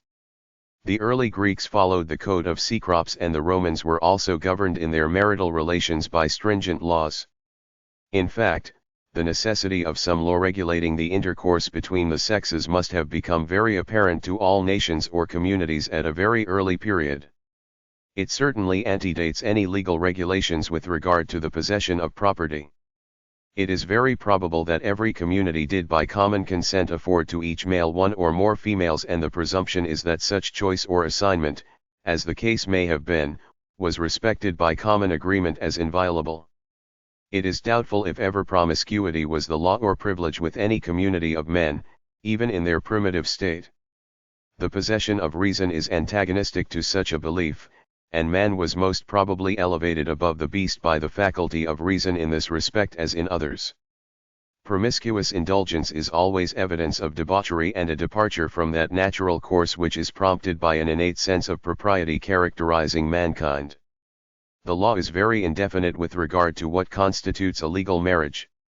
It is an unsettled question, both in England and this country, whether a marriage solemnized by customary formalities alone is legal, or if one characterized by the mere consent of the parties is illegal. The latter has been held as legal in some instances in both countries. Kant, in his commentaries, lays down the law that a contract made so that either party recognizes it from the moment of contract and even not followed by cohabitation, amounts to a valid marriage, and also that a contract to be recognized at some future period and followed by consummation, is equally valid. It is unfortunate that the law is so undecided in this respect. The decisions arrived at, for or against, were not dependent upon any recognized law, but seem to be influenced by the character of the cases, either for favor or discountenance. As long as the law recognizes cohabitation legal only in marriage, it seems to me that if consummated under consent of the parties to bear marital relations with each other, or promise of marriage, the act should be unhesitatingly pronounced as the equivalent of a valid marriage in all instances. If cohabitation is only a marital prerogative, the law should not stultify itself by recognizing it as possible to occur in any other relation. If either of the parties is married, the law defines it as adultery and very properly defines the punishment. It is necessary to the progress of the age that some such principle should be recognized in common law so as not to subject the decision of the question to the individual opinion of any judge. It would at once obviate the confusion of sentiment now held in regard to it and besides arrest the decision in test cases from mere caprice of the tribunal. It is certainly as correct a principle as any in common law and would, in its operations as a statute law, be free from injustice and capable of doing much good. Polygamy. What it is. Polygamy is a state in which a man has at the same time more than one wife. It has existed from time immemorial, especially among the nations of the East. The custom was tolerated by the laws of Moses, and, in fact, no positive injunction against it is found in the whole of the Old Testament. It is questionable whether more than one was recognized as the bona fide wife, the others simply being wives by right of concubinage. But if polygamy was in its strictest sense the legal custom, it soon grew unpopular, for no trace of it is met in the records of the New Testament, where all the passages referring to marriage imply monogamy as alone lawful. The custom has been almost universal in the East, being sanctioned by all the religions existing there. The religion of Mohammed allows 4 wives, but the permission is rarely exercised except by the rich. In Christian countries polygamy was never tolerated, the tenets of the church forbidding it, though Charlemagne had 2 wives and Sigebert and Chilperic also had a plurality. John of Leyden, an Anabaptist leader, was the husband of 17 wives and he held that it was his moral right to marry as many as he chose. In England the punishment of polygamy was originally in the hands of the ecclesiastics. It was considered a capital crime by Edward I, but it did not come entirely under the control of the temporal power until a statute of James I made it a felony, punishable by death. George III made it punishable by imprisonment or transportation for 7 years. It is the offspring of licentiousness and its advocates merely wish to give legal color to licentious habits. Every student of history will find that as soon as a nation became morally depraved, polygamy was practiced and that monogamy was the rule in all countries truly civilized. Polygamy has, of late years, been most shamefully revived and outrageously practiced in face of law by the Mormons. They claim it as a religious duty and defend the system by claiming that unmarried women can in the future life reach only the position of angels who occupy in the Mormon theocratic system a very subordinate rank, being simply ministering servants to those more worthy, thus proclaiming that it is a virtual necessity of the male to practice the vilest immorality in order to advance the female to the highest place in heaven. Mormonism is a religion founded by Joseph Smith, who was born in Sharon, E.V., December 23, 1805 and killed at Carthage, June 27, 1844. It is a most singular fact that a sect like the Mormons could have been established in a country peopled with such law-abiding people as of the United States and maintain a system of marriage, antagonistic to the law and religion of the land. Neither could they have done so if they had not possessed 2 great virtues, temperance and industry. It is to be hoped that the legal process now instituted for its abolition will effectually remove the blot from the national escutcheon. The Oneida Communists are essentially polygamic, although they have no marriage system. They do not marry and ignore all marriage codes. Cohabitation is under no restrictions between the sexes. Marriage is also not observed among the Shakers. Monogamy. What it is. This is the conjugal union of a male with one female only. We have seen that monogamy was co-equal with civilization and that most probably the majority of the males had but one wife, even among polygamic nations. Universal polygamy is practically impossible, the scarcity of females and the poverty of the males forbidding it. The excess of females is not so great in any country as to allow to each male more than one wife, except the male portion is depleted by long and disastrous wars. Monogamy has done more for the elevation of the female than any other custom of civilization. The rich could only afford to practice polygamy, and should the poor imitate the example, it would necessarily subject the wives to a state of serfdom. In the economy of nature it is designed that the male should be the protector of the female, and that by his exertions the provision of food and raiment should be secured. In polygamous nations the female has not attained that social state that she has reached in countries where the male is entitled to but one female as his wife. Woman's highest sphere is not in the harem or zanana, but in that dignified state in which she is the sole connubial companion of but one man. It is debasing to her nature and subversive of her dignity in the rank of humanity, to make her the equal only with others in the marital union with one male. She becomes only the true, noble, and affectionate being when she is conscious of a superiority to others in the connubial companionship with her accepted one. The female bird chirps but for her single mate, and she is pugnaciously monogamic, as well as virtuous, allowing neither male or female at or near her home. The spirit of independence she gains by being the mate of but one male gains for her the victory over the intruders. The physical and mental welfare of the female is also dependent upon monogamic marriage. We have demonstrated that temperate indulgence is conducive to the sanitary condition of the sexes, and that absolute abstinence is opposed to the designs of nature. It is also evident that the male is not endowed with greater power, vigor, or capacity than the female, therefore, confinement or limitation of the Congress to the companionship of one male with one female, as in monogamic marriage, gives the healthy balance to the marital union. The polygamic husband must either suffer from the consequences of excessive indulgence or his wives from poverty of sexual gratification, probably both would be the case. Polyandry is equally as proper as polygamy, yet it never in the history of man obtained a foothold.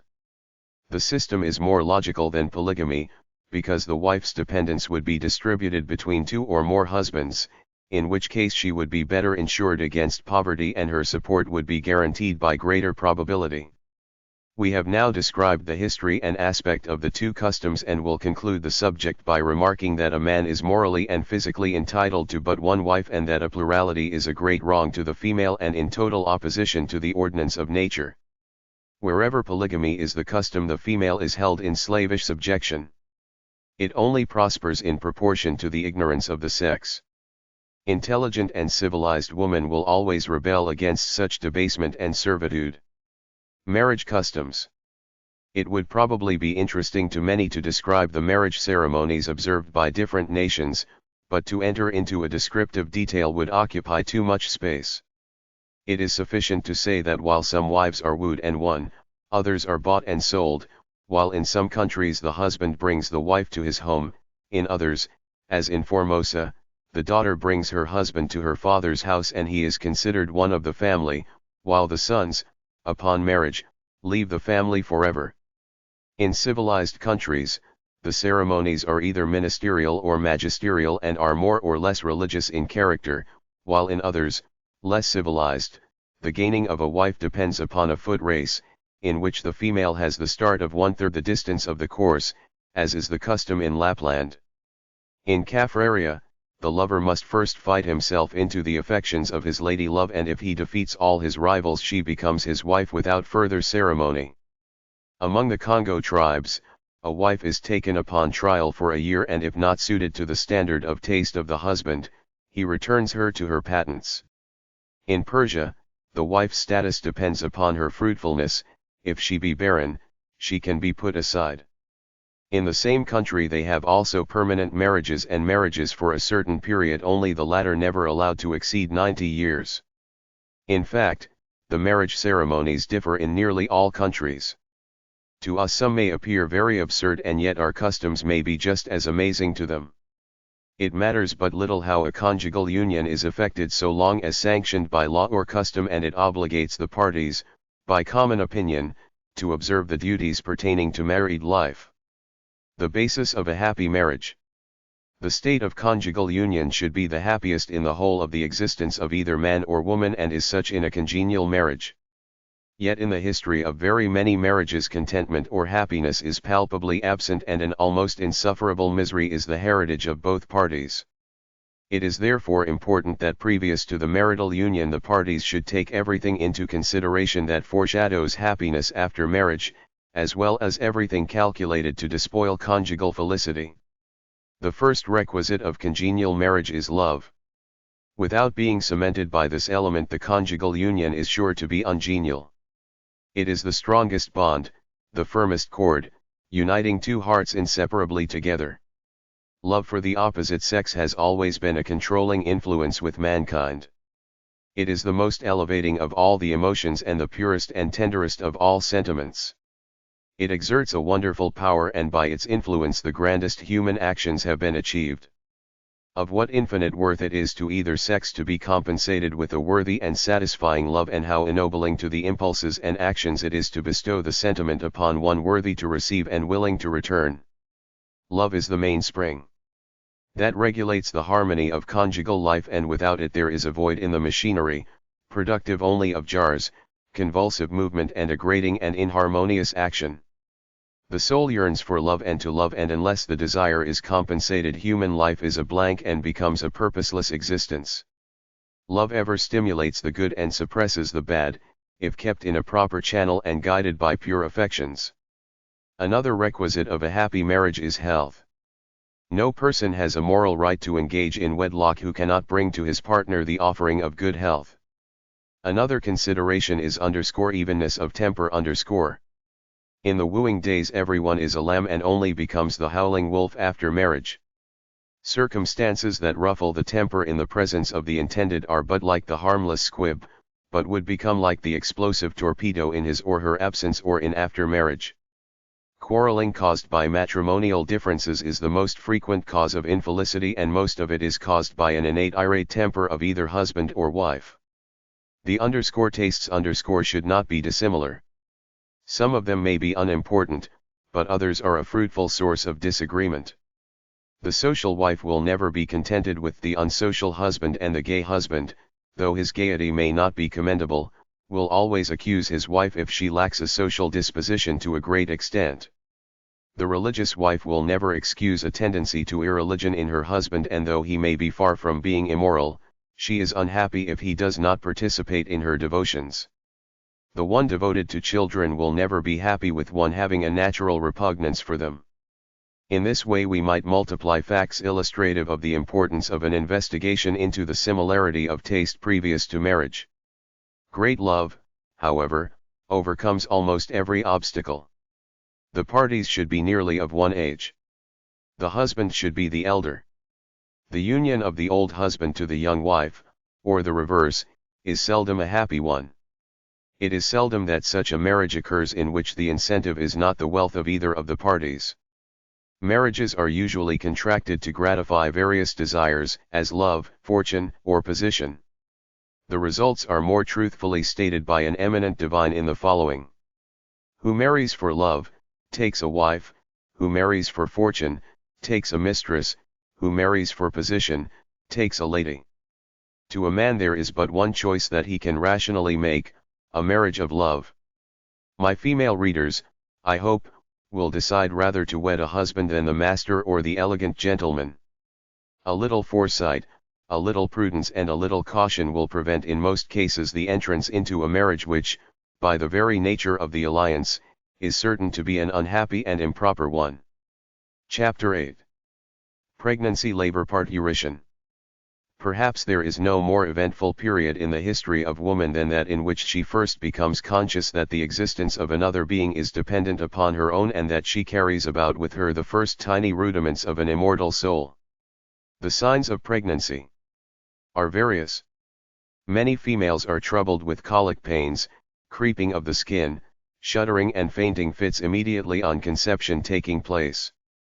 Where such symptoms occur immediately after connection, they are a certain indication of impregnation.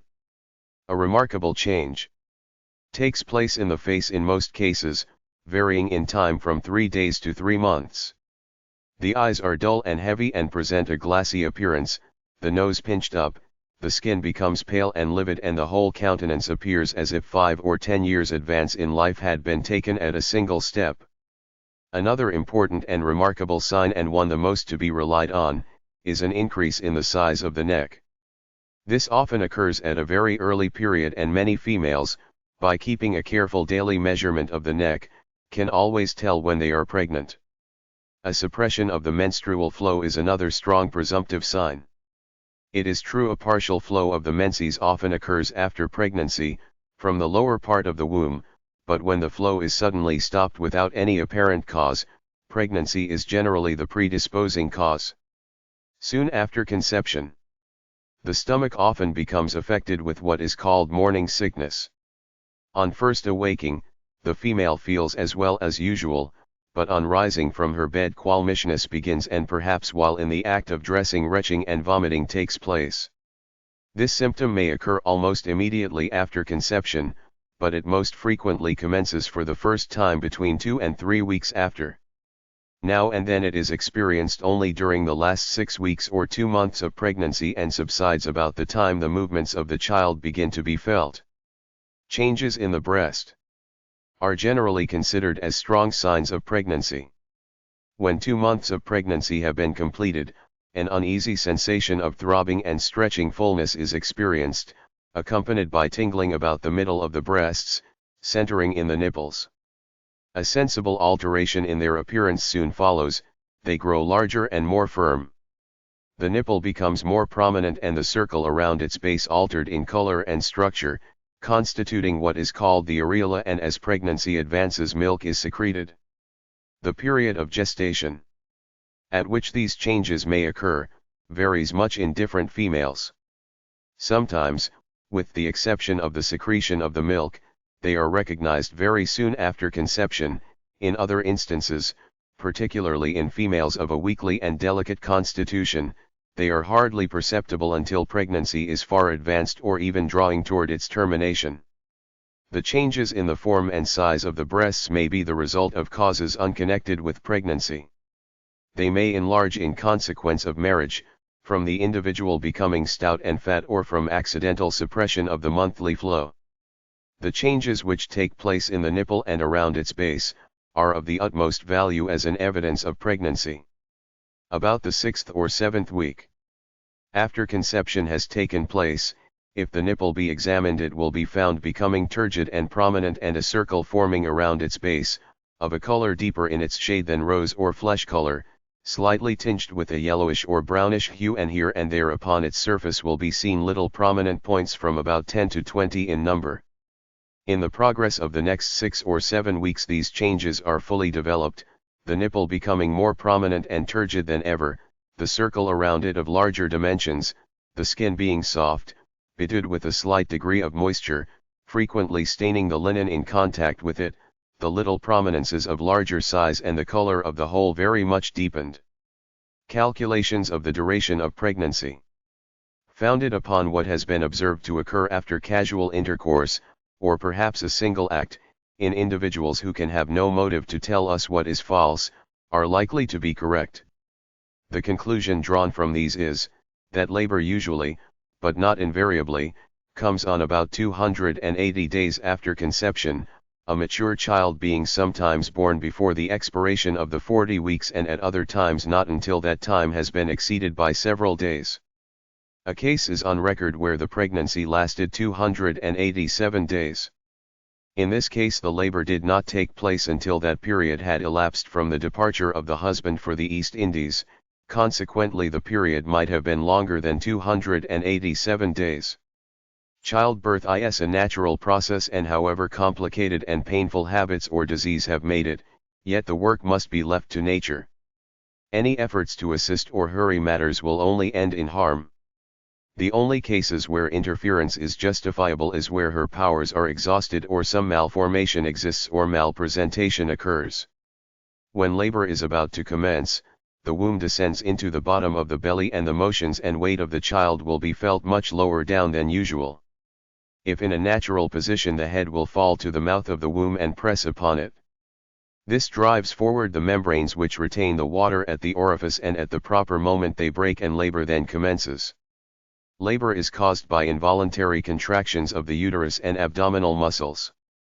By their force the liquor amnii flows out, the head of the foetus is engaged in the pelvis, it goes through it and soon passes out by the valve, the folds of which disappear. These different phenomena take place in succession and continue a certain time. They are accompanied with pains more or less severe, with swelling and softening of the soft parts of the pelvis and external genital parts, and with an abundant mucus secretion in the cavity of the vagina. All these circumstances, each in its own way, favor the passage of the foetus.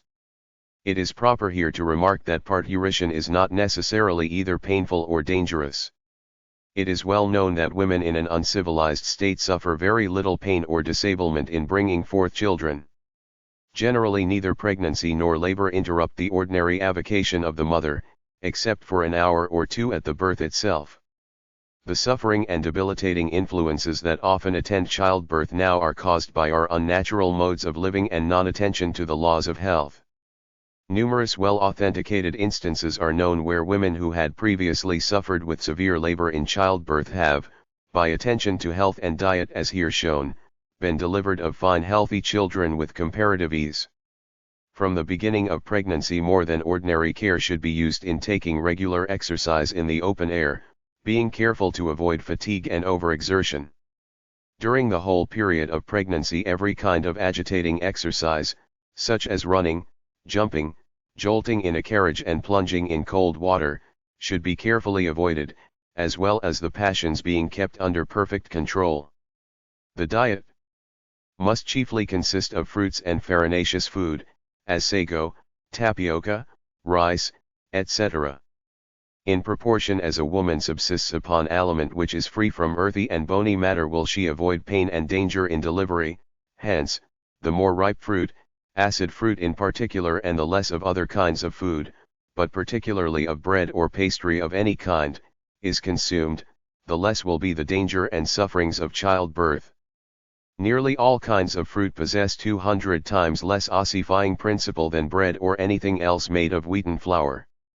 Honey, molasses, sugar, butter, oil, vinegar, etc., when unadulterated, are entirely free from earthy matter. Common salt, pepper, coffee, cocoa, spices, and many drugs are much worse than wheaten flour in their hardening and bone-forming tendency and should therefore be avoided. The drink should be tea or lemonade made with water, soft and clear, and, when practicable, distilled. No mother who has adopted this mode of living but has blessed the knowledge of it, and it has saved many a young mother from needless terror. In the 3rd month of pregnancy, but not before, the belly begins to enlarge or swell and gradually increases in size till the full term of pregnancy is completed. Between the 16th and 20th week the womb rises up into the belly and the motion of the child is felt, which is called quickening. The first time a woman is with child the sensation of quickening is like that of a bird fluttering within her, at other times she feels a tickling or pushing sensation, or the child gives a kick or a jump, and this, too, with so much energy as to move the petticoats, a book, or any light article she may have in her lap. It is important to remember these symptoms and the order in which they occur: first, cessation of the menses; second, morning sickness; third, swelling and darting pains in the breast and dark color around the nipples; fourth, gradual enlargement of the abdomen or belly; fifth, the movement of the child. In 99 cases out of 100, if these symptoms are present, the woman is pregnant. Pregnant women are generally affected with heartburn, sickness of a morning, headache, and that troublesome disease, toothache, which accompanies pregnancy, all of which may usually be avoided by keeping the bowels gently open with Seidlitz powders, castor oil, or pills of rhubarb, which should be taken occasionally, either alone or in combination with colocynth and soap. A clyster made of warm soap suds will often be sufficient if repeated every few days, or senna and manna, and if there is any aversion to taking medicine, give some simple articles, such as roasted apples, figs, prunes, or anything that will quiet the stomach and prevent costiveness of the bowels. The toothache, often complained of by pregnant women and which may occur at any period, is seldom relieved by extraction, having its seat in the adjacent nerves of the face or jaws and is neuralgic. The teeth ought not to be drawn during pregnancy, unless urgently required, but should be relieved by applying hot fomentations to the face, as a chamomile poultice. Rubbing the jaw externally with spirits of camphor or laudanum, or applying mustard plasters or blisters behind the ears, will afford relief. The cramps of the legs, etc. in pregnancy, caused by the pressure of the enlarged womb on the nerves, are often troublesome, but not attended with any danger and may be speedily relieved by a change of posture and friction, or rubbing with puddle-dock, spirits of camphor, or hot whiskey and salt. Palpitation of the heart occurs frequently and usually about the period of quickening. In general, it is the result of a disordered stomach and may be relieved by attention to diet and moderate doses of magnesia and Epsom salts, of equal quantities. The palpitation of the heart may be produced by a morbid state of the nerves and is then termed hysterical. Attention in all such cases should be paid to the diet, air, exercise, etc., with the view of improving the strength, the bowels being kept open by mild means. All exciting or agitating subjects should be carefully avoided and the mind of the pregnant woman kept calm and tranquil, for the mind, in the early stages of pregnancy, exercises the most powerful influence over the child through life, and how many peculiar traits of character have been indelibly fixed upon their offspring from these exciting causes is evident in many families. When the palpitation occurs from the state of the nerves, as before described, producing uncomfortable feelings, a teaspoonful of the tincture of castor or asafoetida, with an equal quantity of compound spirits of lavender, mixed in a little water, will seldom fail to afford relief, which may, if necessary, be repeated on its recurrence. Morning sickness is one of the most painful feelings attendant on the pregnant state, and it is one of those which medicine commonly fails to relieve. A cup of chamomile or peppermint tea, taken when first awaking and suffering the patient to be still for an hour, will frequently alleviate the distressing sickness, but should it recur during the day and if these means fail, 2 or 3 teaspoonfuls of the following mixture should then be taken either occasionally or, when the vomiting and heartburn are more continual, immediately after each meal. Take of calcined magnesia, 1 dram, distilled water, 6 ounces, aromatic tincture of rhatany, 6 drams, water of pure ammonia, 1 dram. Mix. The anxiety and sometimes despondency of mind, in other words, lowness of spirits, to which pregnant women are more or less liable greatly depends on the state of their general health and the natural temper and character of the individual, but it can be greatly aggravated and may often be excited by circumstances or officious persons. Let me, then, urge upon you the important necessity of keeping the mind as tranquil and cheerful as possible, particularly during the first 4 months of pregnancy. A judicious course of this kind will produce the most beneficial and well-balanced mind in the child, while, if the contrary, a desponding and nervous temperament, with many other peculiarities, will be the consequence. Sure test for the detection of pregnancy. M. Notch has found that the urine of pregnant women contains a particular substance, which, when the urine is allowed to stand, separates and forms a pellicle on the surface. M. Inguizer, from an extensive series of observations, has confirmed the fact and ascertained that cysteine, as this particular substance has been called, is constantly formed on the surface of the urine of women in a state of pregnancy. The urine must be allowed to stand for from 2 to 6 days, when minute opaque bodies are observed to rise from the bottom to the surface of the fluid, where they gradually unite and form a continuous layer over the surface. This layer is so consistent that it may be almost lifted off by raising it by one of its edges. This is the cysteine. It is whitish, opalescent, slightly granular, and can be compared to nothing better than the fatty substance which floats on the surface of soups after they have been allowed to cool.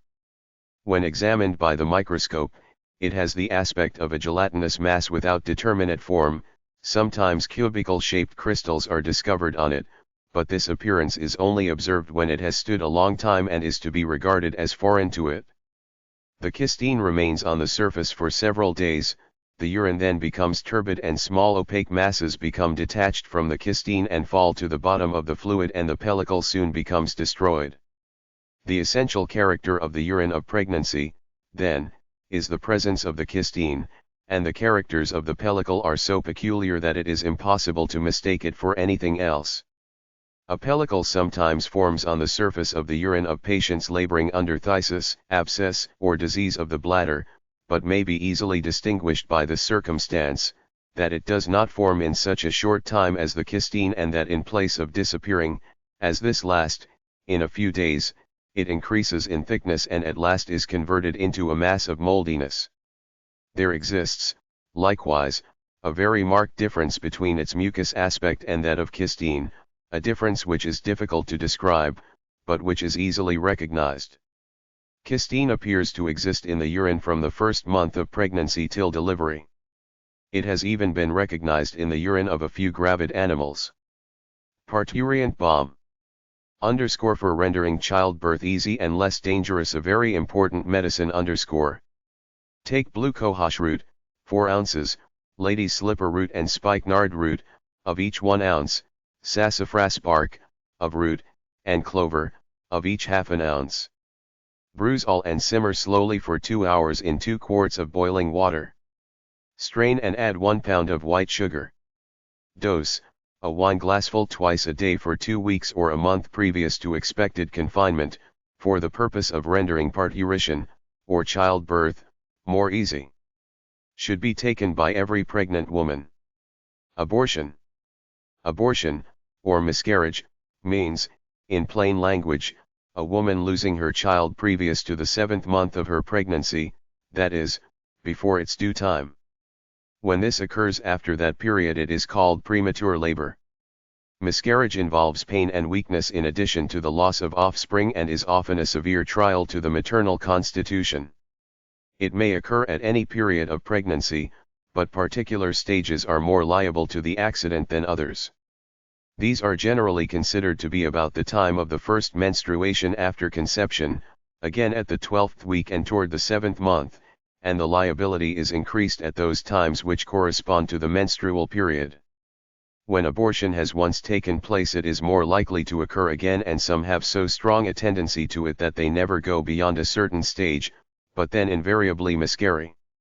The cause of abortion may exist in the constitution of the female herself, being the result of weakness and irritability, or of an overfull habit or a diseased condition of the womb, or the foetus, or child, may die or be deficient in development, when it is cast off like a blighted fruit. Suckling after conception has taken place is not infrequently a cause of miscarriage.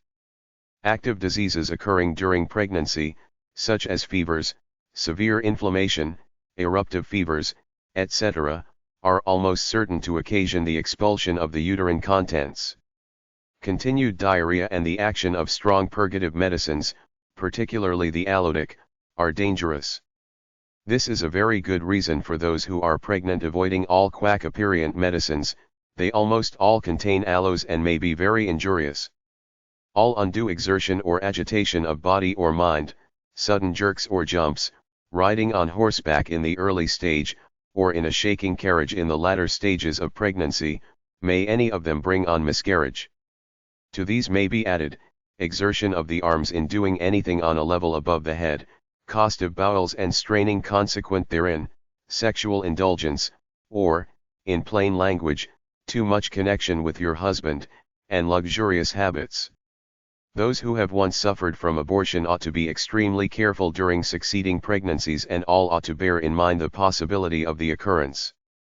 The symptoms of threatened abortion vary with the constitution. In the strong and plethoric it is often preceded by shivering and febrile symptoms and by a feeling of weight in the lower bowels. In the weak there is languor, faintness, flaccidity of the breasts, general depression, and pains in the back and loins. Intermittent pains and discharge of blood from the passage tell that the process has begun. If miscarriage occurs within the first month or 2 after conception, the process may be accomplished with so little inconvenience as to escape notice and be mistaken for a menstrual period. More generally, however, the severity of the pain and an unusual clotted discharge of blood render the case evident. The pain, the discharge, and, at the same time, the danger of an abortion, are in proportion to the advancement of the pregnancy. When a miscarriage goes on, the pains increase in force and frequency and continue, with discharge of blood, fluid or in clots, until the ovum, or first formation of the child, is expelled, after which both become moderated till they cease altogether and the red flow gives place to a colorless one. It is very important that those in attendance upon the patient should examine every clot that comes away. If large, tear it in pieces, that they may ascertain whether the contents of the womb are expelled or not, for there is no safety or rest, where miscarriage is progressing, till it has taken place and everything is cast off. As soon as a female experiences threatenings of abortion, she ought at once to retire to bed, upon a mattress, and keep perfectly quiet till every symptom has disappeared. Sometimes this simple measure, promptly adopted, is sufficient to avert the threatened evil. If there is much feeling of fullness and the patient is of full habit, generally, 8 or a dozen leeches may be applied to the lower part of the bowels. If there is fever, saline medicines may be given, such as the common effervescing draught of carbonate of soda and tartaric acid or lemon juice, or, if the bowels are much confined, Seidlitz powders, assisting the action by cold clysters, if necessary. When the pains are severe, particularly in the weak and irritable, 20 or 30 drops of laudanum should be given and may be repeated in a few hours if the symptoms are not improved. In the case of profuse discharge, the patient should be kept very lightly covered, movement avoided, and every article of food or drink given cold, or iced if possible, provided the vital powers are not excessively reduced. Cloths dipped in cold or iced water should also be applied to the lower part of the body and frequently changed. Acid drinks, with cream of tartar, may be freely given. 10 or 15 drops of elixir vitriol may be given in a wineglassful of water every 2 or 3 hours. Should slight faintness come on, it is better not to interfere with it, but use outward remedies, camphor, cold water, vinegar, etc., as they may be salutary. If it reaches to an extent to threaten life, stimulants, as brandy and water and others, must be had recourse to. Profuse and continued discharge, though it may not threaten life, must occasion a weakness which will take a long time to overcome and which may ultimately, if not properly attended to, promote the development of other diseases of the womb. If the flooding is profuse and uncontrolled by the means before mentioned, 1 grain and a half of sugar of lead may be given every 2 or 3 hours and washed down with a drink of vinegar and water, to which, if there is much pain, add from 5 to 10 drops of laudanum. Pieces of linen or cotton cloth should be soaked in a strong solution of alum, or a decoction of oak bark, and then well oiled. With this cloth plug the passage or birthplace, or, some of this astringent wash may be thrown up with a syringe. But, during the time and after miscarriage, the general strength must be supported by a strengthening diet, such as soups, meat, etc., avoiding stimulants as much as possible. Nevertheless, in some cases wine or malt liquors may be necessary in convalescence, or when recovering, and if so may be assisted by tonic or strengthening medicines, such as contain mineral acid. Bark or iron are generally given as the most appropriate remedies. The bowels will, in some cases, require strict attention, as indeed they do throughout, and for this purpose castor oil is a good medicine, or clysters of cold or tepid water are most useful. A teaspoonful of Epsom salts dissolved in half a pint of water, either cold or slightly warmed, to which add 15 drops of elixir vitriol, forms a most excellent and mild purgative, which should be taken before breakfast. In all cases where the constitution of the woman has a tendency to miscarriage or abortion, a quiet state of mind should be observed, avoiding all violent exertions, particularly lifting heavy weights. These principles of treatment are to be kept in mind in the management of miscarriage. The first, to prevent it, if possible, by rest, opiates, etc. The second, to allay pain, moderate the discharge of blood, and to save and support the strength of the patient. The third, when abortion must take place, to expedite the separation of the ovum and free the contents of the womb. This is generally done by simply occasionally drinking cold water, and in difficult cases, if necessary, by the administration of spurred rye. The dose is a strong infusion or tea given every 20 or 30 minutes until the desired effect is produced, as long as the stomach will bear it. The health of pregnant females should at all times be an object of great care and interest, and they should be impressed with the conviction that while bearing the first child, they may, by proper care and attention, lay the foundation for their future health and that of their offspring, while by neglect and imprudence in this matter, they may not only enfeeble their constitution, but entail upon their children an inheritance of infirmity and disease. Miscarriage, or abortion, which includes all cases in which delivery takes place before the 6th month, seldom occurs without being preceded, or accompanied, or followed, by a morbid discharge of blood from the womb, which is commonly known by the name of _flooding_. Abortion, or miscarriage, takes place with the first pregnancy and during the first 2 months, therefore, great care should be observed during this period, as any cause which either destroys the life of the child in the womb or brings on morbid or premature contractions in that organ may induce miscarriage. Coughing severely, or vomiting, a blow or fall, or a misstep leading to an effort to prevent falling, may and does frequently, result in miscarriage, and this having once occurred, it is, without proper care, exceedingly liable to be the case again at the same period of a subsequent pregnancy. The same result may follow any vivid moral impression, for fright, or mental excitement by passion, or witnessing any accident, will be found often to end in miscarriage. In some healthy females, however, it occurs without any other cause than mere fullness of blood.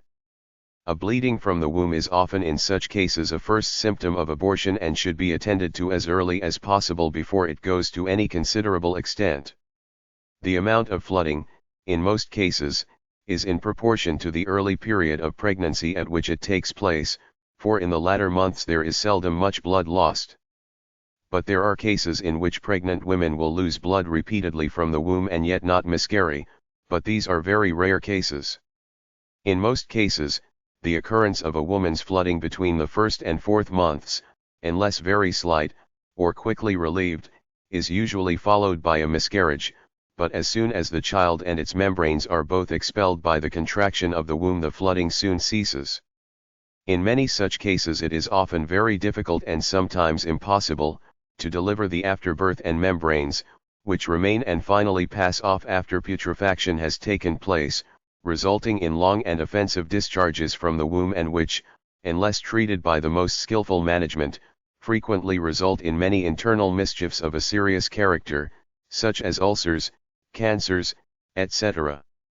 In all cases, those who are constitutionally disposed to abortion, or have a tendency to miscarriage, should take great care to preserve a quiet state of mind and to avoid all violent exertion, and all active purgatives should be avoided and exposure to great heat or cold, during the time of gestation or pregnancy. When the miscarriage has really taken place and the foetus, or child, is expelled, together with the contents of the womb, the same precautions should in general be observed as in childbirth. To prevent miscarriage. When it is threatened, or on the appearance of the first symptoms, the patient should lie down and be as quiet as possible, live on very light diet, bowels be kept freely open, and an injection of 30 drops of laudanum should be given in half a pint of slippery elm tea. Should flooding be present, cold lemonade should be drank freely and cloths wet with cold or ice water applied to the thighs and lower part of the birthplace, which should be repeated until the flooding is relieved. Means of preventing abortion. To prevent abortion, women of weak or relaxed habit should use solid food, avoiding great quantities of tea, coffee, or other weak or watery liquors. They should go soon to bed and rise early and take frequent exercise, but avoid fatigue. They should occasionally take half a pint of the decoction of lignum vitae, boiling an ounce of it in a quart of water for 5 minutes. If of a full habit, they ought to use a spare diet and chiefly of the vegetable kind, avoiding strong liquors and everything that may tend to heat the body or increase the quantity of blood, and when the symptoms appear, should take a dram of powdered niter in a cup of water gruel every 5 or 6 hours. In both cases the patient should sleep on a hard mattress and be kept cool and quiet. The bowels should be kept regular by a pill of white walnut extract or bitterroot. Chapter 9. Menstruation. Though this is not a disease, but a healthy function, and as, from various causes, derangement of the function occurs, it is proper that it should be perfectly understood. Menstruation is the term applied to the phenomenon that attends the rupture of what is called the Graafian follicles of the ovaries and the discharge of an ova, or egg. It is a bloody discharge from the female genitals, not differing from ordinary blood, excepting that it does not coagulate and in its peculiar odor. The blood comes from the capillaries of the womb and vagina. Menophonia, or the first appearance of the menses, is usually preceded by a discharge of a fluid whitish matter from the vagina, by nervous excitement and by vague pains and heaviness in the loins and thighs, numbness of the limbs and swelling and hardness of the breasts. The first appearance is an evidence of capacity for conception. It generally appears about the age of 14, but varies from 9 to 24 years. In warm climates women begin to menstruate earlier and cease sooner than in temperate regions. In the cold climates the reverse of this holds as a general rule. The manifestations of approaching puberty are seen in the development of the breasts, the expansion of the hips, the rounded contour of the body and limbs, appearance of the purely feminine figure, development of the voice, and the child becomes reserved and exchanges her place for the pursuits of womanhood. More or less indisposition and irritability also precede each successive recurrence of the menstrual flux, such as headache, lassitude, uneasiness, pain in back, loins, etc. The periods succeed each other usually about every 28 days, although it may occur every 22, 20, 18, 15, or 32, 35, or 40 days. The most important element is the regularity of the return. In temperate climates each menstrual period ordinarily continues from 3 to 6 days and the quantity lost from 4 to 8 ounces. The menses continue to flow from the period of puberty till the age of 45 or 50. At the time of its natural cessation the flow becomes irregular, and this irregularity is accompanied occasionally by symptoms of dropsy, glandular swellings, etc., constituting the critical period turn or change of life yet it does not appear that mortality is increased by it, as vital statistics show that more men die between 40 and 50 than women. It should be the duty of every mother or female in charge of a child in whom age or actual manifestations suggest the approach of puberty to acquaint her with the nature of her visitation and the importance of her conduct in regard to it. She should be taught that it is perfectly natural to all females at a certain period, and that its arrival necessitates caution on her part with regard to exposure to wet or cold. The author has made the acquaintance of the history of many cases of consumption and other diseases which were directly induced by folly and ignorance at the first menstrual flow. The child is often kept in extreme ignorance of the liability of womanhood occurring to her at a certain age, and, hence, when she observes a flow of blood escaping from a part, the delicacy attached to the locality makes her reticent with regard to inquiry or exposure. She naturally becomes alarmed and most likely attempts to stanch the flow by bathing or applying cold water to the part, thus doing incalculable mischief. This purely feminine physiological function should be well studied and understood by all females. At least, they should know that the phenomenon is a natural one, liable to disorder, and that the best interests of their general health demands care and prudence on their part to maintain regularity, etc., of the flow. Disregard of such a duty will surely entail much misery. Delayed and obstructed menstruation. When the menses do not appear at the time when they may naturally be expected, we call it delayed or obstructed menstruation. It is, however, of great importance to know whether a girl is sufficiently developed to make it necessary for the menses to appear, although she may have reached the proper age. As long as the girl has not increased physically, if she has not become wider across the hips, if her breasts have not become enlarged, and if she experience none of the changes incident to this period, an effort to force nature is positively injurious. In this case a general treatment will be called for. She should be required to exercise freely in the open air, retire early to bed and rise at an early hour in the morning. She should not be allowed to be closely confined to school, if attending. Her diet should be generous but free from all rich food, which will disorder the stomach. If, however, she is fully developed and she suffers from time to time from congestions of the head, breast, or abdomen, it will be necessary to interfere.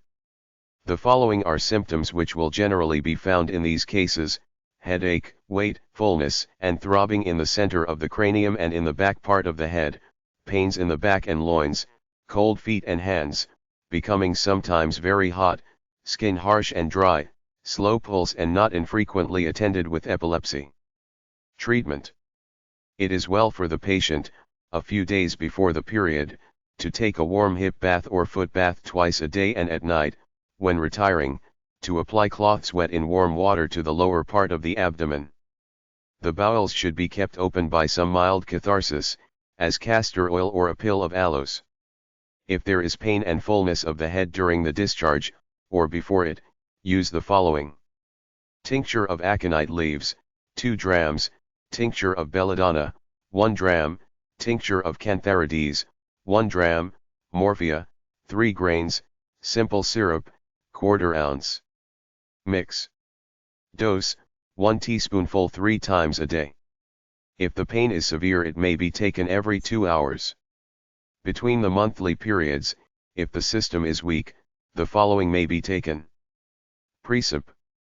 Carbonate of iron, 5 drams, extract of conium, 2 drams, balsam Peru, 1 dram, alcohol, 4 ounces, oil wintergreen, 20 drops, simple syrup, 8 ounces.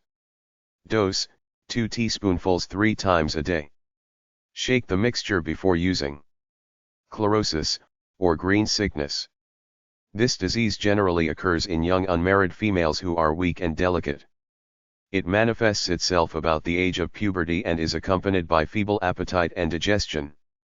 There is no menstrual discharge, or else it is very slight. It is caused by innutritious food and residence in damp and ill-ventilated apartments. It may be hereditary, all the females of the family being liable to the same disease. Those who drink largely of tea, coffee, diluted acids, bad wines, and indulge in tight lacing, are predisposed to this disease. Among the exciting causes may be mentioned disturbing emotions, unrequited love, homesickness, depression of spirits, etc. When we take into consideration the fact that the cause of the disease is impoverishment of the blood, the treatment will not be difficult. Treatment. Exercise freely in the open air, protect the body from chilliness with warm clothing and plenty of it. The patient should sleep on a mattress in a well-ventilated room. The diet should be nourishing without being stimulating. It is important that the habits should be regular and the mind kept cheerful by society and innocent amusements. Before the medical treatment is commenced, the exciting causes of the disease must be removed. A complete change must be made in the existence of the patient. If she is confined closely at school, she must be removed. If she is inclined to confine herself to the house, send her to the country. Picture to her the danger she is in by the continuance of such a life, give her plenty of outdoor exercise. The mental and moral causes are the most difficult to remove, but a change of scenery and new friends will do much towards it. For those who are shut up in factories, or who work all day in a stooping position, a change of employment must be made. A bath of tepid water in the morning, followed by a brisk rubbing, will be beneficial, also the frequent use of the sitting bath and the sponge bath in the evening. Active exercise should precede and follow all baths. During menstruation, all applications of water should be omitted. The following remedies are recommended by a famous Philadelphian doctor. They are to be taken on alternate days, that is, take number 1 one day, number 2 the next day, etc. No. 1 Precip. Carbonate of iron, 5 drams, extract of conium, 2 drams, balsam Peru, 1 dram, oil cinnamon, 20 drops, simple syrup, 8 ounces, pulverized gum arabic, 2 drams. Mix. Dose, 2 teaspoonfuls 3 times a day, every other day, after meals. Shake before using. No. 2 Tincture of Nux vomica, 1 dram, Syrup iodide of iron, 1 ounce, simple syrup, 4 ounces. Mix. Dose, 1 teaspoonful 3 times a day, every other day, after meals. Another treatment is as follows. Clear the bowels with the following mixture: sulfate of magnesia, 1 ounce, nitrate of potash, 10 grains, extract of licorice, 1 scruple, compound infusion of senna, 5½ ounces, tincture of jalap, 3 drams, spirit of sal volatile, 1 dram. Mix. Dose, 2 or 3 tablespoonfuls at a time, at intervals of 2 hours until an effect is produced. This is to be followed by sulfate of iron, 5 grains, extract of gentian, 10 grains. Make into 3 pills and take a pill twice a day, with the compound aloes or rhubarb pill every night. Profuse menstruation menorrhagia. By menorrhagia we understand an immoderate flow of the menses. There is no fixed amount of blood which is lost at the menstrual period, but it varies in different women. It will average, however, from 4 to 8 ounces. The quantity discharged may be estimated by the number of napkins used. Each napkin will contain about half an ounce, or 1 tablespoonful, so that 8 napkins would contain 4 ounces, 20, 10 ounces, etc. In some females the discharge may be excessive without impairment of the general health. Some females are predisposed to uterine hemorrhages, from a relaxed or flabby state of the texture of the uterus. Frequent childbearing, abortion, high living, too prolonged and frequent suckling, may induce flooding. Among the exciting causes we may mention overexertion, dancing, falls, lifting heavy weights, cold and mental excitement. Treatment. The patient must lie down on a hard bed and abstain from all stimulating food and drinks. The room should be cool and she should be lightly covered with bedclothes. Soak the feet in warm water and if the flowing is excessive apply cloths wrung out in vinegar and water to the lower bowels. The hips must be elevated higher than the head. Only in extreme cases should plugging be resorted to. This may be done by pieces of linen, about 4 inches square, thrust into the vagina until it is full and a bandage applied between the legs. Cold hip baths and vaginal injections of cold water will be beneficial when the hemorrhage is slight. Use also the following: diluted sulfuric acid, 2 drams, syrup of orange peel, 2 ounces, cinnamon water, 1 ounce. Mix. Dose, a teaspoonful in a wineglassful of water 2 or 3 times a day. If there is much pain administer the following every 2 or 3 hours. Morphia, quarter grain, cayenne, 4 grains, rosin, 4 grains. Mix. Give in blackberry syrup. Painful menstruation, menstrual colic, dysmenorrhea. Dysmenorrhea means a difficult monthly flow and is always preceded by severe pains in the back and lower part of the abdomen. It is caused by taking cold during the period, fright, violent mental emotions, obstinate constipation, sedentary occupations, smallness of the mouth and neck of the womb. Females subject to this trouble are generally relieved by marriage. The symptoms are severe bearing down pains in the region of the uterus, like labor pains, restlessness, coldness, flashes of heat, with headache, aching in the small of the back, lower part of the abdomen and thighs. The discharge is scanty and contains shreds of fiber and clotted blood. Treatment. The patient should immediately go to bed and cover up warmly. Stimulating food and drinks should be avoided. Use a warm foot bath and sitting bath, with hot poultices of hops or cloths wet in hot water applied to the abdomen. In the interval of the menses, take active exercise, with a tepid hip bath 3 nights in the week, injecting some of the water high up in the vagina. Keep the bowels open by a pill of aloes and myrrh and take a small teaspoonful of the volatile tincture of guaiacum 3 times a day, in water. On the approach of the period, take the following at night: calomel, 3 grains, opium, 1 grain. In the morning a dose of castor oil, and on the appearance of the menses, the Dover's powder and mixture as before. Repeat this treatment, in each interval, until permanently relieved. The following is recommended by an eminent physician, to be taken a few days before the period. Acetus tincture of colchicum, 3 drams, magnesia, 1 dram, sulfate of magnesia, 3 drams, distilled mint or cinnamon water, 4 ounces. Mix. Dose, a small wineglassful every 2 or 3 hours until it operates. This should be preceded the night before by a small dose of blue pill. Suppression of the menses amenorrhoe. By suppression is meant a disappearance of the menses after they have become established and may be either acute or chronic. It is caused by cold caught during the flow, by exposure to night air or by wetting the feet, fear, shocks, violent mental emotions, anxiety, fevers, and other acute diseases. Chronic suppression may be either a consequence of the acute, or caused by delicate health, also, from diseases of the ovaries or womb.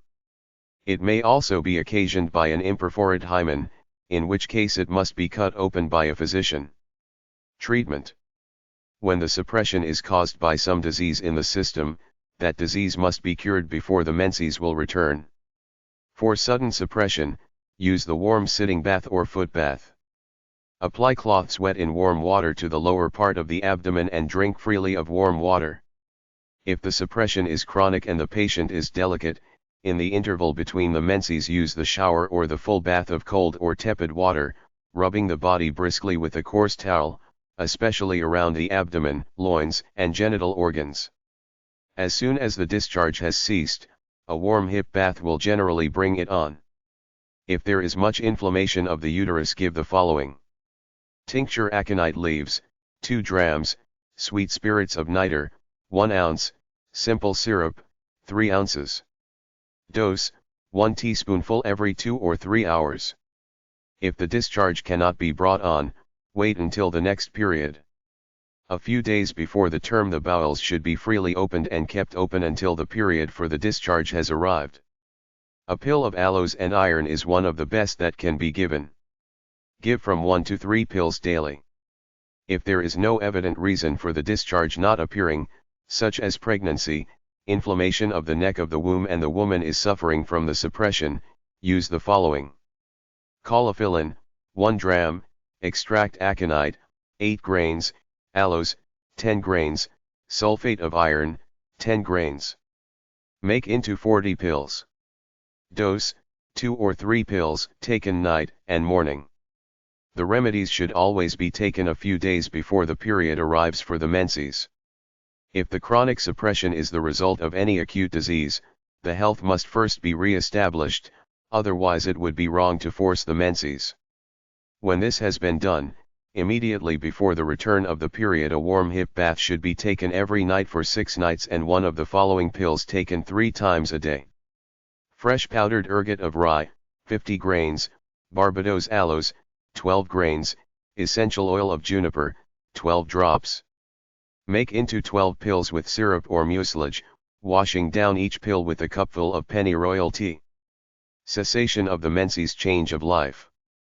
By the phrase, change of life, or, the critical period, we understand the final cessation, or stoppage, of the menses. It usually takes place between the ages of 40 and 50, although in some cases it may occur as early as 30 and in others not until 60. However, we can expect the change about the 45th year. The symptoms will vary according to the constitution of the woman. In some the change occurs by the discharge gradually diminishing in quantity, in others, by the intervals between the periods being lengthened. A woman may pass this period without having any more unpleasant symptoms than an occasional rush of blood to the head, or a headache. Others, however, may have very severe symptoms arise, which will require the care of an intelligent physician. These disagreeable sensations should receive a careful consideration and not be hushed up with the reply that these complaints arise from the change of life and will vanish whenever that change takes place. The foundation of serious trouble may be laid which will make the remainder of her existence a burden and cut short a life which might have been conducted to a good old age. While this change is in progress, in probably the majority of cases there is more or less disturbance of the health. It is sometimes quite impossible to say exactly what is the trouble with the patient, except that she is out of health. The following are some of the symptoms which may arise: headache, dizziness, biliousness, sour stomach, indigestion, diarrhea, piles, costiveness, itching of the private parts, cramp and colic of the bowels, palpitation of the heart, swelling of the limbs and abdomen, pains in the back and loins, paleness and general weakness. Treatment: eat and drink moderately, sleep in airy, well-ventilated rooms, exercise daily in the open air, either by walking or riding, avoid violent emotions, shun exposure to wet, stormy weather, wet feet, etc. Keep the bowels regulated with the following: mercurial pill, 1 grain, ipecac powder, 1/2 grain, compound rhubarb pill, 3 grains. Mix for a pill to be taken every night. Or, 1 ounce of hicra picra, or powdered aloes with castella, mixed in a pint of gin, which should stand for 4 or 5 days, after which a tablespoonful in a glass of water may be taken every morning or second morning, as the case may be. If the patient is large and fleshy, of full habit, the following is recommended: sulfate of magnesia, 1 1/2 ounces, compound infusion of roses, 5 ounces, cinnamon water, 1 ounce. Mix, dose, 2 tablespoonfuls once a day. If there are nervous symptoms prominent, give valerianate of zinc, 8 grains, tincture of valerian, 2 drams, orange flower water, 3½ ounces, syrup of red poppies, 2 drams. Mix. Dose, a tablespoonful every 6 hours. Falling of the womb. Prolapsus uteri, ... Falling of the womb is simply a sinking down of the organ and may be so slight as not to be noticed or so great that the organ will protrude between the legs through the external opening. It is not a disease of the womb itself, but of some of its supports.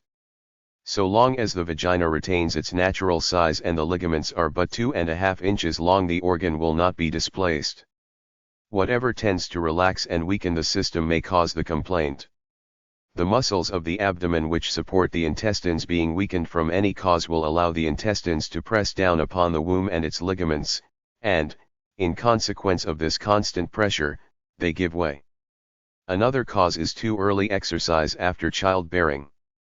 Flooding and leukorrhoe, or whites, if allowed to continue for a long time, will produce it, in delicate females, continued running up and down stairs, also tight lacing, dancing, leaping, and running, particularly during the period of menstruation, when the womb is increased in weight by the blood contained in it. The use of medicines to loosen the bowels, which is very common among many, is still another cause of the disorder. Most females who are troubled with falling of the womb think that it is necessary to a cure that they should wear some kind of a support to the abdomen.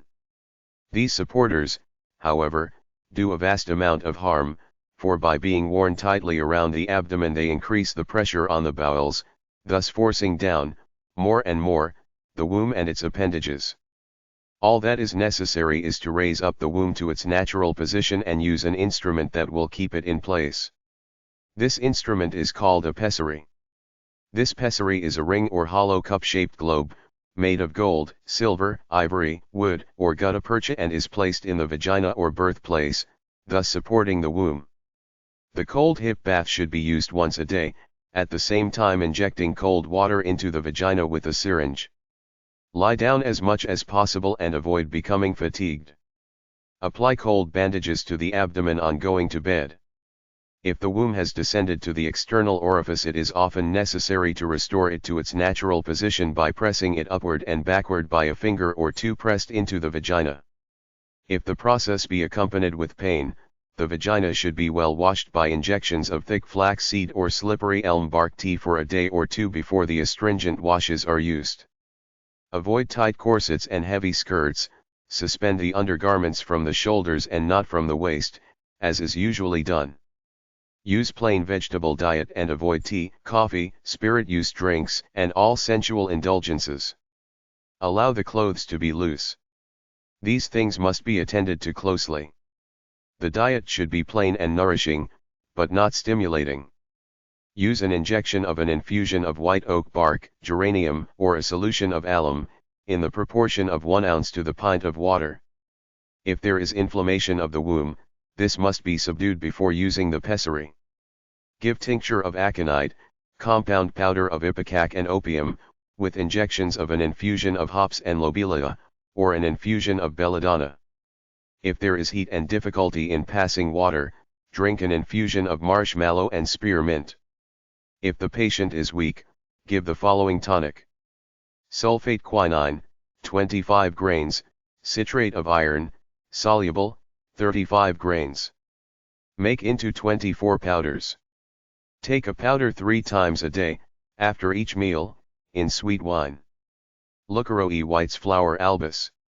The word leukeroe is derived from 2 Greek words and means literally a white discharge. It is also known as flower albus, whites, and female weakness, and consists of a light colorless discharge from the genital organs, varying in hue from a whitish or colorless to a yellowish, light green, or to a slightly red or brownish, varying in consistency from a thin, watery, to a thick, tenacious, ropey substance, and in quantity from a slight increase in the healthy secretion to several ounces in the 24 hours. This discharge generally occurs between the ages of 15 and 45, seldom during infancy or old age. When it occurs in young female children, it will not infrequently be produced by the presence of pinworms in the vagina, which make their way there from the rectum. There will be intense itching of the parts and the worms can be removed with a small piece of cloth, after separating the lips. This disease may be either acute or chronic. The acute form generally results from taking cold and is simply a catarrhal inflammation of the mucous membrane lining the vagina. The chronic form is but a continuation of the acute and is generally caused by the acute stage having been neglected or improperly treated. Ulceration of the neck of the womb sometimes results. There are 2 forms of leukeroe: vaginal leukeroe, when the discharge comes from the walls of the vagina, and cervical leukeroe, when the discharge proceeds from the neck of the womb. Causes: taking cold from sitting on the ground, or exposure of the neck and shoulders, over sexual excitement and sexual intercourse, tight lacing, piles, miscarriages and abortions, displacements of the womb, purgatives, improper articles of diet, warm injections, or injections of any kind, late hours, etc.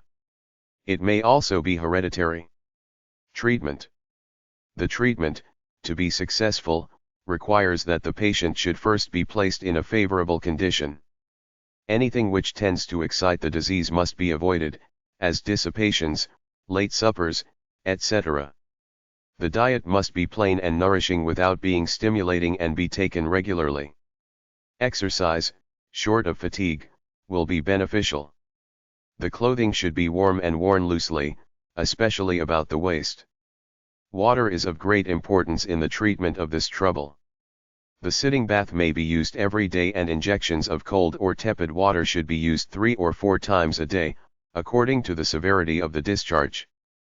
An injection of weak green tea will be found good in some mild cases, as also sweet cider or a weak solution of alum. One of the best tonics is the muriated tincture of iron, of which take 20 or 25 drops in half a tumbler of water 3 or 4 times a day. An excellent injection is made by taking 3 drams of tannic acid and an ounce of alum, dissolving in a quart of water and inject 1/3 3 times a day. The bowels should be kept open by Rochelle or Epsom salts, or Seidlitz powder. When there is great debility of the organs, or when the disease has been brought on by exposure to cold, pregnancy, abortions, etc., the following will be found very successful. Tincture of aloes, 2 ounces, muriated tincture of iron, 4 drams. Mix. Dose, 35 drops in water 3 times a day. At the same time use the following injection: sulfate of zinc, white vitriol, 2 drams, sugar of lead, 2 drams. Mix in 1 quart of water and use 1/4 for each injection.